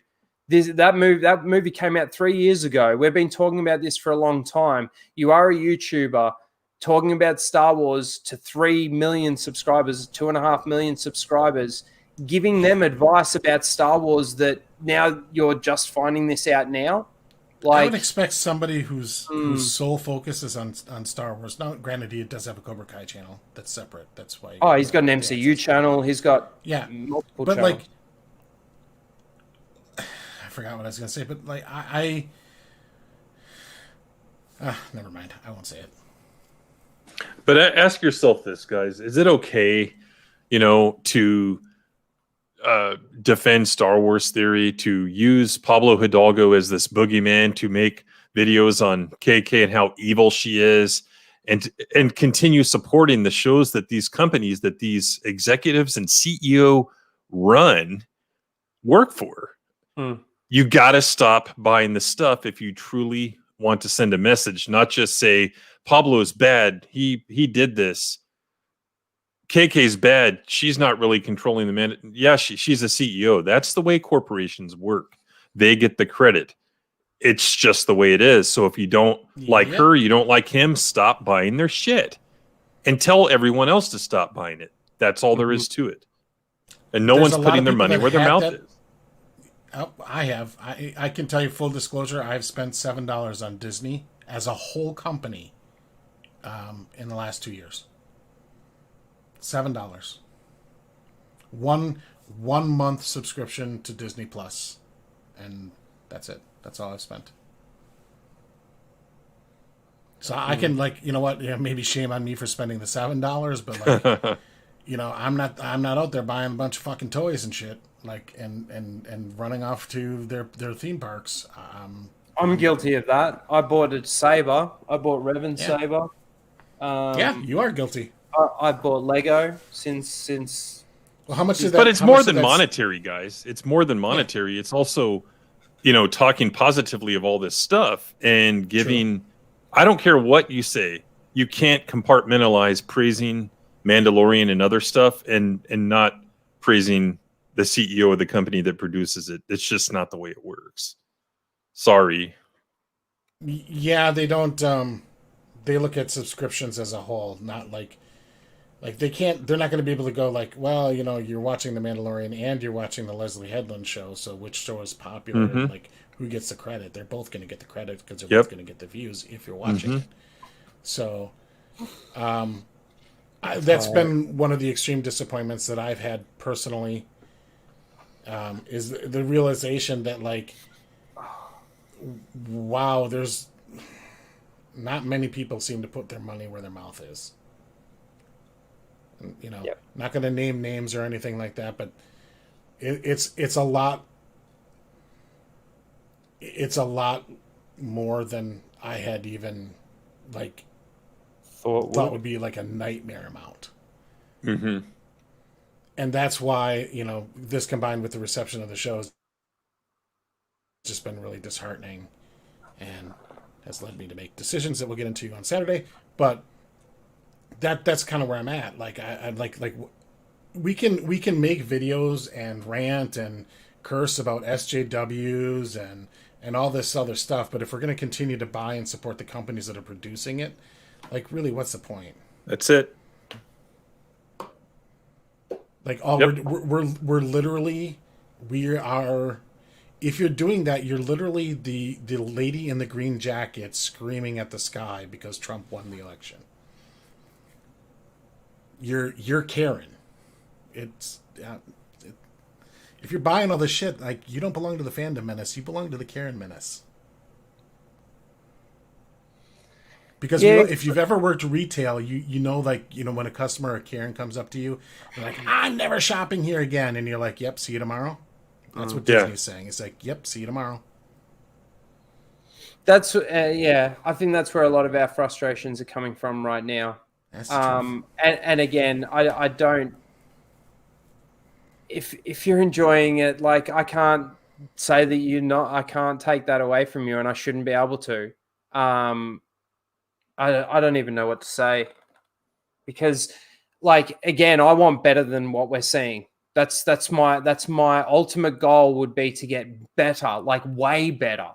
This is low level writing. This is low level entertainment, and I feel like it is getting a pass for a lot of it because of the nostalgia, and it does feel a little bit like The Force Awakens all over again. But this is where I'd say, we should know better this time. That's right. Fool me once, shame on you. Fool me twice, shame on me. It really does come down to that. And I'm happy to be wrong. I really am happy to be wrong. But from what I'm seeing, I haven't seen a change because, again, for me, there's still lore that's being broken. There's still continuity issues. They're not destroying any characters. I mean, they're not really writing characters all that well either in the same line. But and they're still bringing a Leslie Headland show in. Let that sink in. Let that sink in. Yeah, there's still a lot of that. Like, even the 10. Don't forget to buy Daniel Jose Older's book. Yeah, coming soon. But the other thing too is like out of the 10 things, like even the one that everyone's the most excited for is the Obi-Wan show, and apparently we've heard that Vader and him are going to cross paths again and cross swords. Rematch of the century. Yeah. Rematch of the century, that's right. And I've also heard now a rumor that they're going to bring Maul into it as the main villain. Now the thing is if you have watched Rebels, I think Maul is dead at this time period that they're planning on doing Obi-Wan in, but I can't 100% confirm that. But I will say that if they make Maul and Obi-Wan cross paths again, and Obi-Wan still doesn't kill him until obviously what happens in Rebels, then it's ridiculous. Yeah. Like, I just don't see, like, as demoralizing as it might be, I just don't see a bright future for Star Wars. I don't see that they have turned the corner. I don't see that Dave Filoni and Jon Favreau have really done that much better than what we got in the sequels. They've definitely made it look better. They've still made the universe quite small as well. I mean, the beginning of this last episode of The Mandalorian, you know, when they just automatically, we're just at this shuttle, which just happens to have the cloner dude on it. I've mentioned it before. And then all of a sudden it cuts from that scene to them landing where Bo-Katan is. Just happens to know they must have had a tracking fob on her or something. Like, there's so much plot conveniences. This just happens, you know, like I mentioned earlier, the ant guy tells the mechanic gets the frog gets the husband gets the bartender gets the guy that sets the trap that leads to no Mandalorians, but the Mandalorians just happen to show up. Everything is a plot convenience in this show. And that's just how I feel. And I don't want to destroy anyone's enjoyment. If what I'm saying happens to destroy your enjoyment of it, I apologize. Sort of sorry, not sorry sort of thing, because it means that I've been able to sort of open your eyes to the problems that it's got, in the same token as you might hate me for it. I don't know. You can enjoy the Luke moment. If you did, great. You know, the Book of Boba Fett. I mean, that whole thing too. I mean, okay, Bib Fortuna sitting on the throne. I mean, I could just come back to, if you want to keep the continuity with the Clone Wars stuff, the Hutts would no way let Jabba's empire that he had, Bib Fortuna take it over, or not distribute Jabba's land amongst, or properties or whatever, amongst the rest of the Hutts. Or I don't know how that would have exactly worked, but one thing I do know is that the Hutts wouldn't have allowed that to happen. And what's Bulba's goal in regards to going and sitting on that throne? Like, he's just a simple guy trying to make his way in the galaxy, isn't that right? Yeah. To take a line from his father. Yeah, he doesn't want to.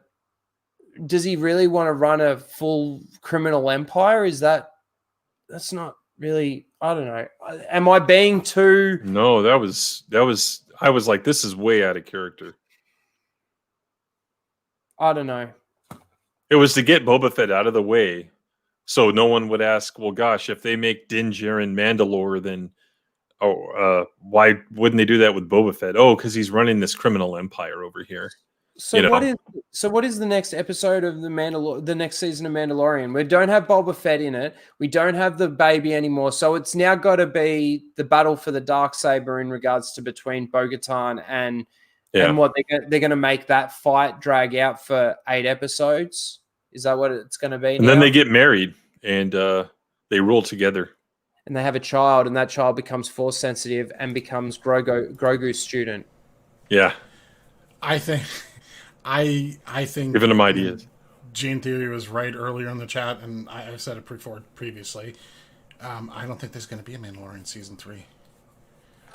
Yeah, I don't know where it fits in. Well, the way that ended would have been, let's say, a perfect finale for a series over, like a series.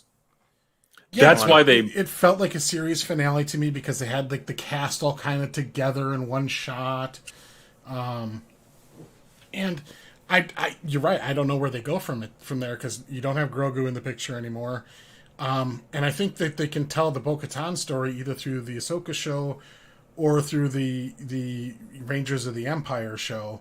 Mm-hmm. Rangers of the Empire. Rangers of the New Republic or whatever. New Republic. I mean, Well, the Empire would probably be. It would be a better Some show if it was Republic. Rangers of the Empire because, another underlying issue is in this timeline the way it's Happy presented. New Year, Jack of all The New trades. Thank you, Republic Tom, is just utterly fucking worthless. Uh-huh. Other than 2 TIE fighters and then Luke Skywalker. So we've seen, or not TIE fighters, X-Wings. We've seen 3 X-Wings. That's the representation of the entire Republic forces. Now, granted... And they're all over the outer rim. rim, too, those 2 X-Wings. everywhere. And, This is again what I'm talking about it being a... This is the other thing, sorry, just quickly in regards to it being a really small universe that they've created. We keep going back to the same planet. It's the same pilots in the X-Wings. It's we see about 3 TIE fighters throughout the entire fucking show. And they're really durable, too. When there should be escorts and things like that in certain episodes and certain things and this and that and blah, blah, blah. Like, the list goes on and on and on. It's, again, just as bad as the sequel trilogy. In every episode, there's massive plot issues. There's massive conveniences just going on. Well, for example, like, what is the status of the New Republic? Like, what is their forces stats? They got 2 fighters, Dave Filoni and Mr. Miyagi. what are they able to do?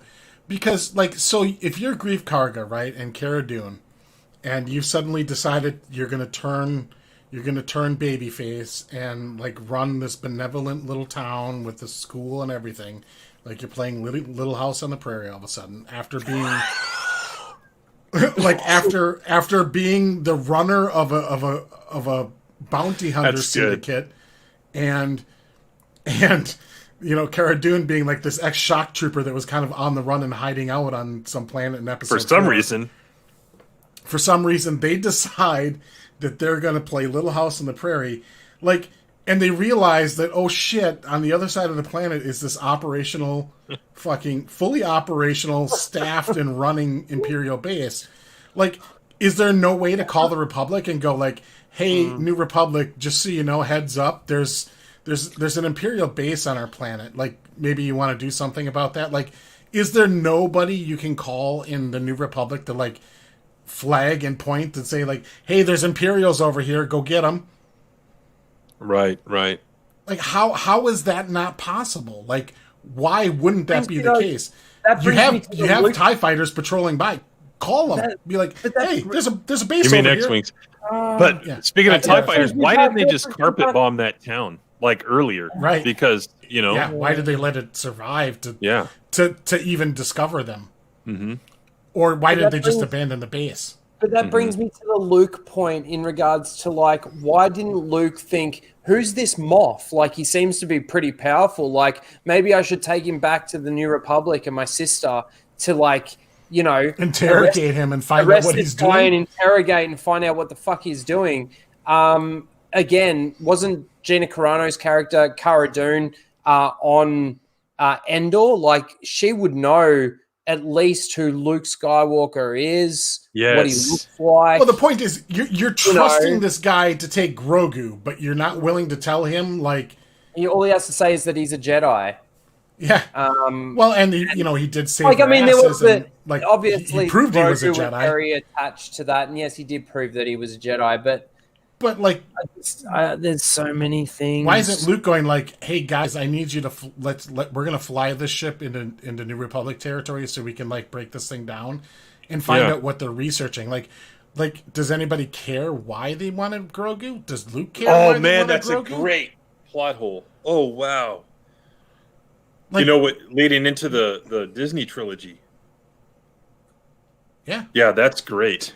I never even thought of that before. Like, yeah, we talked about he just let the Moff go, but if it does lead into the Disney trilogy, like Luke was right there. Yes. Wow. He's right there. That information could have been available to him. Like, they could have like broken that ship apart and figured out how they built these Rock'em Sock'em robots and figured out Damn. Like, download their database and figure out what the fuck they were doing with Grogu. Well, I thought they were getting the blood for the Dark Troopers, right? But it turns out that the Dark Troopers are all droids. So Mm-hmm. that means that if you go back to the episode where they are at the research facility, those things are probably Snoke's in the tank that they're trying to make Snoke's, and that's where Snoke comes from, is Grogu's blood. Like, see, in my head canon, watching the season as it unfolded, I thought that Gideon was trying to infuse himself with Force abilities. To me, that makes sense. that's what I thought too. And that he's already got the dark saber. He kind of already, he clearly kind of likes the Darth Vader fashion statement. By his getup and everything. Like I thought that he was trying to like give himself Force powers, and that was like his end game. If it's that, or if he's like creating Snokes and helping the Emperor, and it ties in. Either way, Luke should be like, why were they after Grogu in the first place? Why did I have to rescue him? Why do they care about him? Yeah, and then you take into account the performer's comments that, maybe Moff Gideon is Force sensitive. Remember that? Yeah. So, yeah, I don't know. That Luke scene, the more you break it down and just really think about it, the less it makes sense. It's almost like, I almost feel like, guys, that they inserted that late into creative because they felt like there was a need to not necessarily just generate interest, but also try to bring the fans together. I really think they had this good intent with it, but they didn't think it through. It's like, there's the X-Wing. There's the X-Wing. Everyone was thinking that, when that X-Wing appeared. I didn't think it was Trapper Wolf again. I knew it was Luke. I think just let me go on. The issue is like, if that was the goal, like, it had to be set early in the season, though, because like, if you're going to lay out your season where the Mandalorian's goal is to get Grogu to the Jedi, and you're writing the show, you got to go, okay, at the very beginning planning stages, you got to go, what Jedi is he going to give him to? Who's out there? Who can we give him to? It's like, so like, I think Luke was probably in the plans early into season 2's like planning process, because like, I don't know who else is out there that they could possibly give him to. I'm talking about actually showing him and stuff like that. I thought it would have been alluding to him. Up until the moment I saw that X-Wing, I thought it was going to be an off-screen thing, and then I saw the X-Wing, and I'm like, wow, the rumors were true. That's going to be Luke, and it was. I just want to make the point that when before Luke shows up, the Dark Troopers are trying to punch through the door.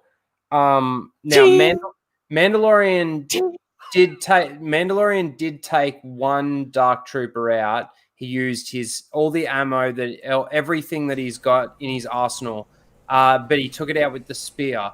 Mm-hmm. He now has the Darksaber in his hand. Mm-hmm. While these troopers, why is he so afraid? He could literally probably use his jetpack, fly through the corridors, just slicing straight through droids. He certainly should have been. I can't even remember whether or not he was actually standing there with the Darksaber out, or whether or not he took his blasters out before again Luke showed up in the X-Wing. I haven't gone back and watched it, to be honest. I think at that point he had it turned off. It was just something where I was thinking, why are all of these guys so afraid? Why is Moff Gideon saying, I'm going to be the last one standing, me and the child, and you're all going to be dead by the end of this, when he is literally holding a weapon that can cut through these droids like butter, like a hot knife. Why doesn't somebody like Cara Dune or Bo-Katan put a blaster on Gideon's temple and say, call off your troopers, or I'm going to blow your head off? Yep. Oh, because they know that they're not going to kill him, because Gina Carano wants to keep him to interrogate him or something, because he doesn't know that for sure. Yeah. At least try. Right.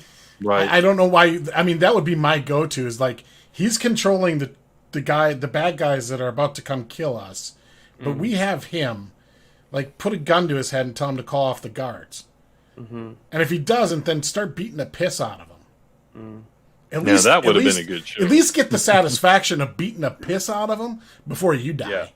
Like, if I'm in that situation and there's Moff Gideon, and I don't know Luke Skywalker's going to show up to save my ass. Yeah. I'm thinking, if I'm going this, like, I'm taking this son of a bitch with me. He ain't getting out of this thing. No way, no how. He's coming. Like, I got a gun to his head, and the second one of those droids come through the door, pow. Because I mean, let's also keep in mind that, like, killing isn't a problem for these characters. Like, Cara Dune blasted away that one dude earlier in the episode because he was irrationally taunting her about about her home planet Alderaan. Like, why he was doing that is beyond me. But, like, it's like, please shoot me in the head, please, please, please. I guess. But, like, she just was like, shot him right in the face. Like, she has no issue with, like, there's no moral hang up there. Like, just put a gun to his head. Like, yeah, there's they're so not many levels that this episode fails at. They're not the white hat heroes, is what you're saying. So right, they don't have a no kill rule. Like, obviously, they marched through the ship and slaughtered fucking 100 stormtroopers. Just mowed right through them. No problem. Ship. But then there's also that point that I made on my video. When the girls are running through the ship, and again, I'm just saying girls because they're all girls. I'm not trying, like, I have no problem with strong female characters or anything like that. But in this moment, it was the girl power moment because there were no stakes. They ran through the ship, and it was just piece of piss. But when they're crossing the bridge, now we're in the middle. They're already halfway through the ship, right? We're in the middle of an Imperial cruiser, massive fucking ship. They're walking across this bridge, and just off that bridge that has no railing on it, you can literally fall off the edge and just go straight through the shield and straight out into space. Yeah, I called that out in my Tuscan Bob thing. I'm like, why is there this random hole in the bottom of the ship? Now, like, that doesn't make any sense because it's not like it's a hangar bay because the bridge is right there. There's like no ships can fly in there, and there's no place for them to park. There's like no purpose for that hole in the bottom of the ship. Yeah. Now, the other thing that I want to point out is that the two Mandalorian chicks, they jump off the edge and they do a dive motion, right? When they do that, right, they would have gone literally through the shield and out into space. And then the way that they come up, this is the thing, the troopers that run in behind them, if they were down there, would have been able to see it because if you watch my video, you'll understand what I'm saying. Like, if you went through that part of the video, you'll see that exact thing. And it's just like... Or hear their jetpacks going? Are they stealth jetpacks? Like, there's so much... And this is where I go a 9.9. Like, this is the best television. Like, this is the best rated television since, I don't know, Game of Thrones, since Breaking Bad, since... All these good shows, well, at least were good, you know, in regards to Game of Thrones. I had never watched it, but you know what I'm saying. I don't know. See, those shows had characters, though. The show doesn't. Later, Daniel. Thanks for coming by, me and get some sleep. The show just has action figures.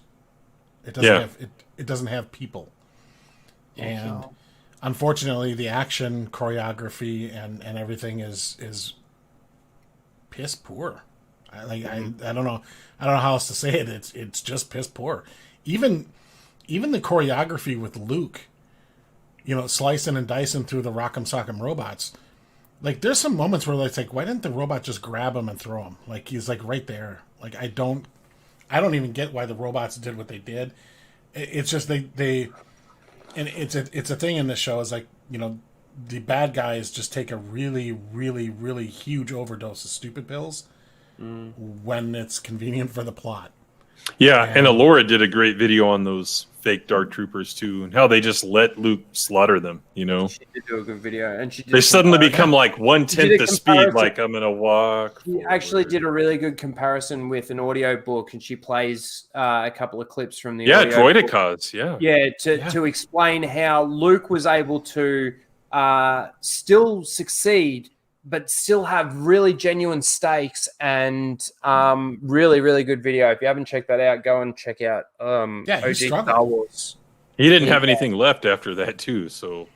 And again, I do say that Luke Skywalker in this scene on The Mandalorian was a little bit of a Gary Stu when you kind of think about it, with how long this is after Return of the Jedi. Yes, he is a Jedi, but he still had a lot to learn. And I mean, the droids were pretty stupid. They kind of became stormtroopers, like Mandalorian stormtroopers after Luke Skywalker showed up. Not even shooting. Yeah. A lot of that happens when the plot armor, considering how many of them there were. Plot armor is way too thick. And you might have seen the meme out there, but it's like the Dark Troopers from Luke's point of view, and the hood is over his eyes. Like that was stupid. I'm sorry, but they just wanted to keep his face covered until the reveal. For the reveal, yeah. Yeah, do you recall any Jedi fighting with their hood down? I mean, why? No, usually they're, at least in the prequels, they usually take their shrug them off. Exactly. He was getting out of his X-wing, knowing that he's going to have to fight through this Imperial massive shuttle. He would have taken his cloak off when he got out of his X-wing for that. But well, can I ask, what was Luke's plan going into this? I don't understand. Because he wasn't in communication. He wasn't in communication with Mandalorian or any of their team, right? So from his perspective, he's just showing up in one X-wing to take on an Imperial cruiser. Imperial cruiser, yeah, that's right. Like, what was his plan to get on board the ship in the first place? And how did he know that it was going to be like he was going to be able to land? I know. The Force. The Force, yep. You got it. Right. It was a feeling, as Finn would say, a feeling. Yeah, just a gut feeling. That's not how the Force works. But so put yourself in Luke's mindset, and again, it's like, where's the New Republic? What are they doing? So Luke gets this feeling that from when Grogu was sitting on the Magic Stone, like, oh, there's another, he's like now aware that Grogu's out there. So he's going to take it upon himself to go get him. And he knows he's going to be going up against this cruiser, but he doesn't bring the Rogue Squadron, Red, he doesn't bring any other support at all. Yeah. He just decides he's going to go alone. And this is not a stealth mission. This is a brute force mission. Yeah. And there's a lot in that doesn't make sense, is even how he got into the ship and went through the shield. But the Imperial security seems to be really, really bad across the board. Just in regards to this comment, I still think it is a little bit different in regards to Luke using the Force to destroy the Death Star and Luke using the Force to be able to see. I understand that Jedi can do that. Like, he could have had a shield visor on, like he, with the training thing in A New Hope, and still could have probably chopped through those droids. But I think the point that we're trying to make is it's almost like the whole thing about turning on lightsabers just to show the audience that this is Star Wars. Like, there's no point in them. And they've never done that. Right? This is the thing. It would be like, here's my example. Obi-Wan showing up to fight Grievous, right? And jumping down, and when he goes, hello there, right? And Grievous turns around, General Kenobi. It would be like him jumping down there with his hood over, and standing there and going, hello there. It would be almost sort of the same thing. It's just, what's the point? He would actually take his cloak off. Yeah, and they've never done that. That's like a force exercise, not something you want to do on purpose. So I would say it is a little bit different to him taking out the Death Star without... It's just, what's the practical reason for him leaving it on? Correct. There's no practical reason. The only reason it's left on is for the reveal's sake of the show, which is, pretty convoluted. Like, I think you could have cut that sequence without having his robe on and like still it be questionable like who he is. But like I think the audience in general, like as soon as they saw the hand and the green lightsaber, like the gig was up. Right. Like we knew. Yeah, you didn't need to have. Yeah, that's right. You know what I think? Unless it would have been funny if he took off his thing and Kara said Luke, and he was like, "No, my name is Luke." I think the problem was that it was too much CGI that they would have had to do, like throughout that to go through that entire scene with the face revealed the whole time. Well, I mean, they could have always done all the shots from behind him, or they could have used a stuntman. Yeah. But even still, like, I mean, they couldn't even, fix the lightsaber. Did you see that bit where they're using the stunt lightsaber? The stunt lightsaber, which is shorter, and they forgot to put the effects on it in that one. Oh gosh. Scene. Yeah. It's something like that. Sloppy production for something that's cost so damn much. And it's made by people that are supposed to know better and have experience. You know what I mean? Yeah.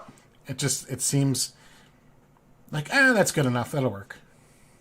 I just get that impression that I don't feel that they don't seem to be acting like there's a lot at stake or like it's really important to get it right. Mm. Yeah. And like. Not to disparage Favreau or anything. Like I'm sure he's got a lot on his plate and everything, but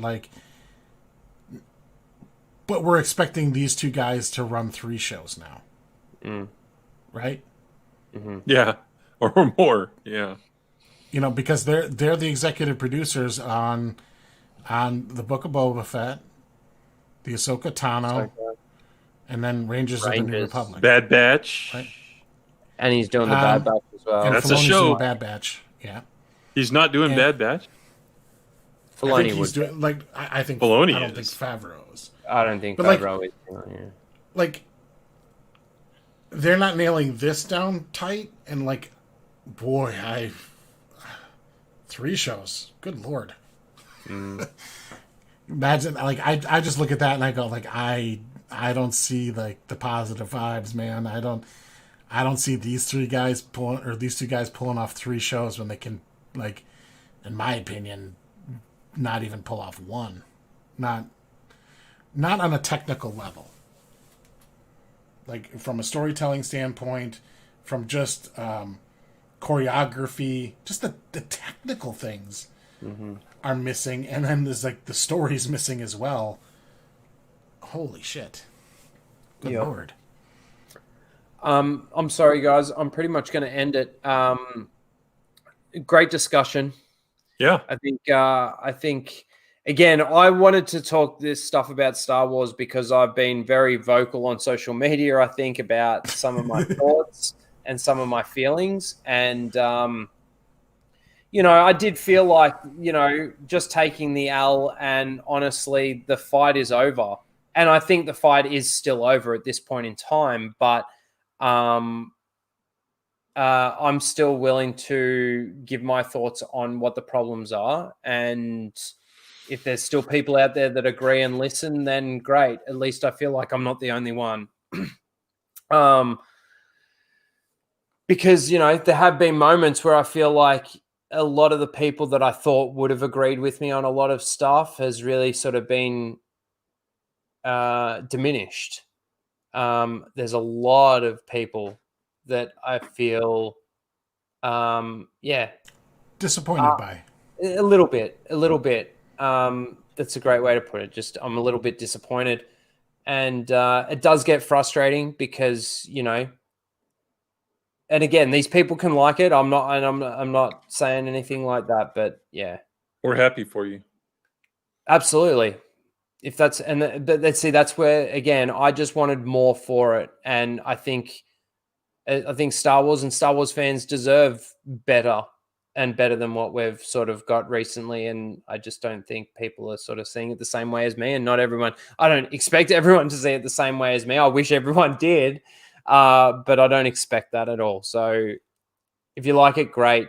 But still, please be honest with, with yourself and with what it is. And if I can say anything, don't let the nostalgia get to cloud your judgment. I'm not saying that it necessarily is, but just be honest with it, because I see a lot of similarities between the sequels and The Mandalorian, and The Mandalorian gets a lot of passes for a lot of things.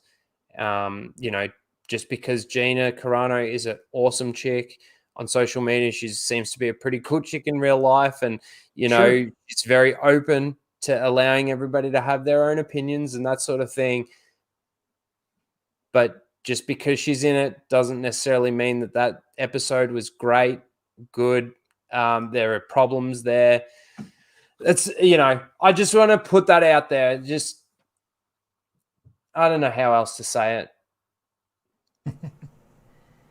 Thank you all for being here. Thank you all for listening. Tuscan Bob loves Pablo. Is there anything that you want to finish off with? Get out of there. Well, I think you summed it up pretty well. I would just say, demand better. I guess we deserve better. I think we do deserve better. I think it was Critical Drinker, in one of his reviews or videos, he's like, it's like a battered wife syndrome kind of thing. We've let the sequel trilogies set our expectations so low now that we're kind of willing to kind of accept anything and just hope it changes. I don't think that's the best route. I think people should be more critical. And you could say you like the Luke Skywalker moment, but really tap that off and be but the rest of the episode's like a 2. Be truly honest. Don't let those really is. Don't let really those cheap emotional payoffs sway you, because if you're really interested in the future of this show from more than just a casual standpoint, you gotta understand they're gonna run. There's only so many trips to the well that they can take with that, and it's gonna run out really, really quick. And then what? Where's it gonna be? And like I said before, that's why I think that this show is going to be more damaging than the sequel trilogy, because I think the sequel trilogy, we can all go just wipe it out, restart. We know what we don't want now. Let's go from here. But this is just this straddling the line of low mediocrity. But they now can't do that without canonizing Mando either. Right. But I think you can, if you want to come back and do Mando season 3 and just do a good Mando 3 with a good... Don't do it if you can't come up with a good story. A good 8-episode story. Don't do it just for the sake of doing it. I don't subscribe to this anything is better than nothing crap, because I hear it a lot in Star Trek fandom too. But if they don't do Picard and Discovery, then we won't have Star Trek. It's fine. Okay. Rewatches are not nothing either, so... Right.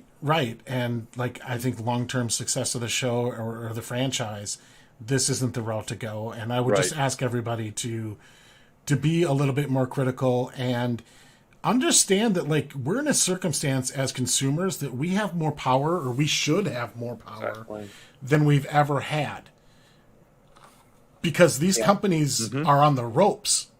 Yep. There's the knockout punch is there. Not just got to hit the button, man. And to see us choose not to is boy, this is the worst time to get weak kneed. This is the time where you go all in and just boycott the fuck out of them until they give us truly what we deserve. Mm-hmm. That's just me. Yeah. Tim, thank you. Is there anything that you'd like to just end off with? Well, I think we're going to talk more about it tomorrow night on the spacing, and one of the questions we're going to have is tonight. Yeah. Yeah. Is today Friday? Yeah, I guess. Dude, I've been so off on my hours in math because I've only worked 2 days this week, so I'm totally off on hours and what time it is and all that shit. But yes, tonight in how many hours? Because I can't do maths. 12 hours, right? Yeah, 12 hours. 12 hours from less now than 12 hours. on the spacing. One of the questions we're going to ask is, what's different now than 6 to 8 months ago. Like, what has changed to where the war is over, seemingly? And is this even a win? And we're going to do it respectfully and stuff like that. So that's one of the questions I have is like what's different now? Nothing really. Is it battle fatigue? I don't know. So we're going to have Stieg. We're going to have OG Star Wars and a few other people that haven't committed. So I don't want to advertise their names, but they said they'll probably swing by.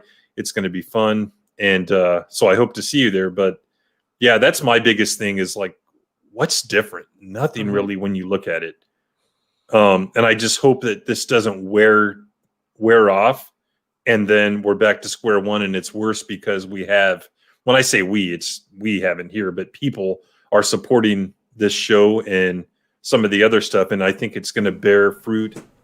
That's rotten fruit is what's going to happen. So. Yeah, I think there's definitely massive potential for the floor to be pulled out from under a lot of people right now. Anyway, again, we'll get more into it probably tomorrow or later today on Tim's stream. So please, everyone, go and subscribe to Open Airlock Policy, and you can follow him on Twitter as well. But yes, thanks for coming, guys. Thank you, Lethal. Thank you. For coming as well earlier. I like his opinion because, again, he's so disconnected now from Star Wars that he can just... He's actually helped me a lot through this entire couple of weeks with how I've been feeling towards a lot of it. So he's been really good. So thank you very much for coming. Everyone in the chat, I appreciate all of you being here. It has been a great show. And Soul Assassin... Inquisitor, Jack of all casuals, Miss Teresa Martin, thank you for coming by. Man, all of you guys in the chat, I'm sorry, I'm so tired. I'm not scrolling up anymore. Thank you, everyone. I appreciate all of you, and keep it real.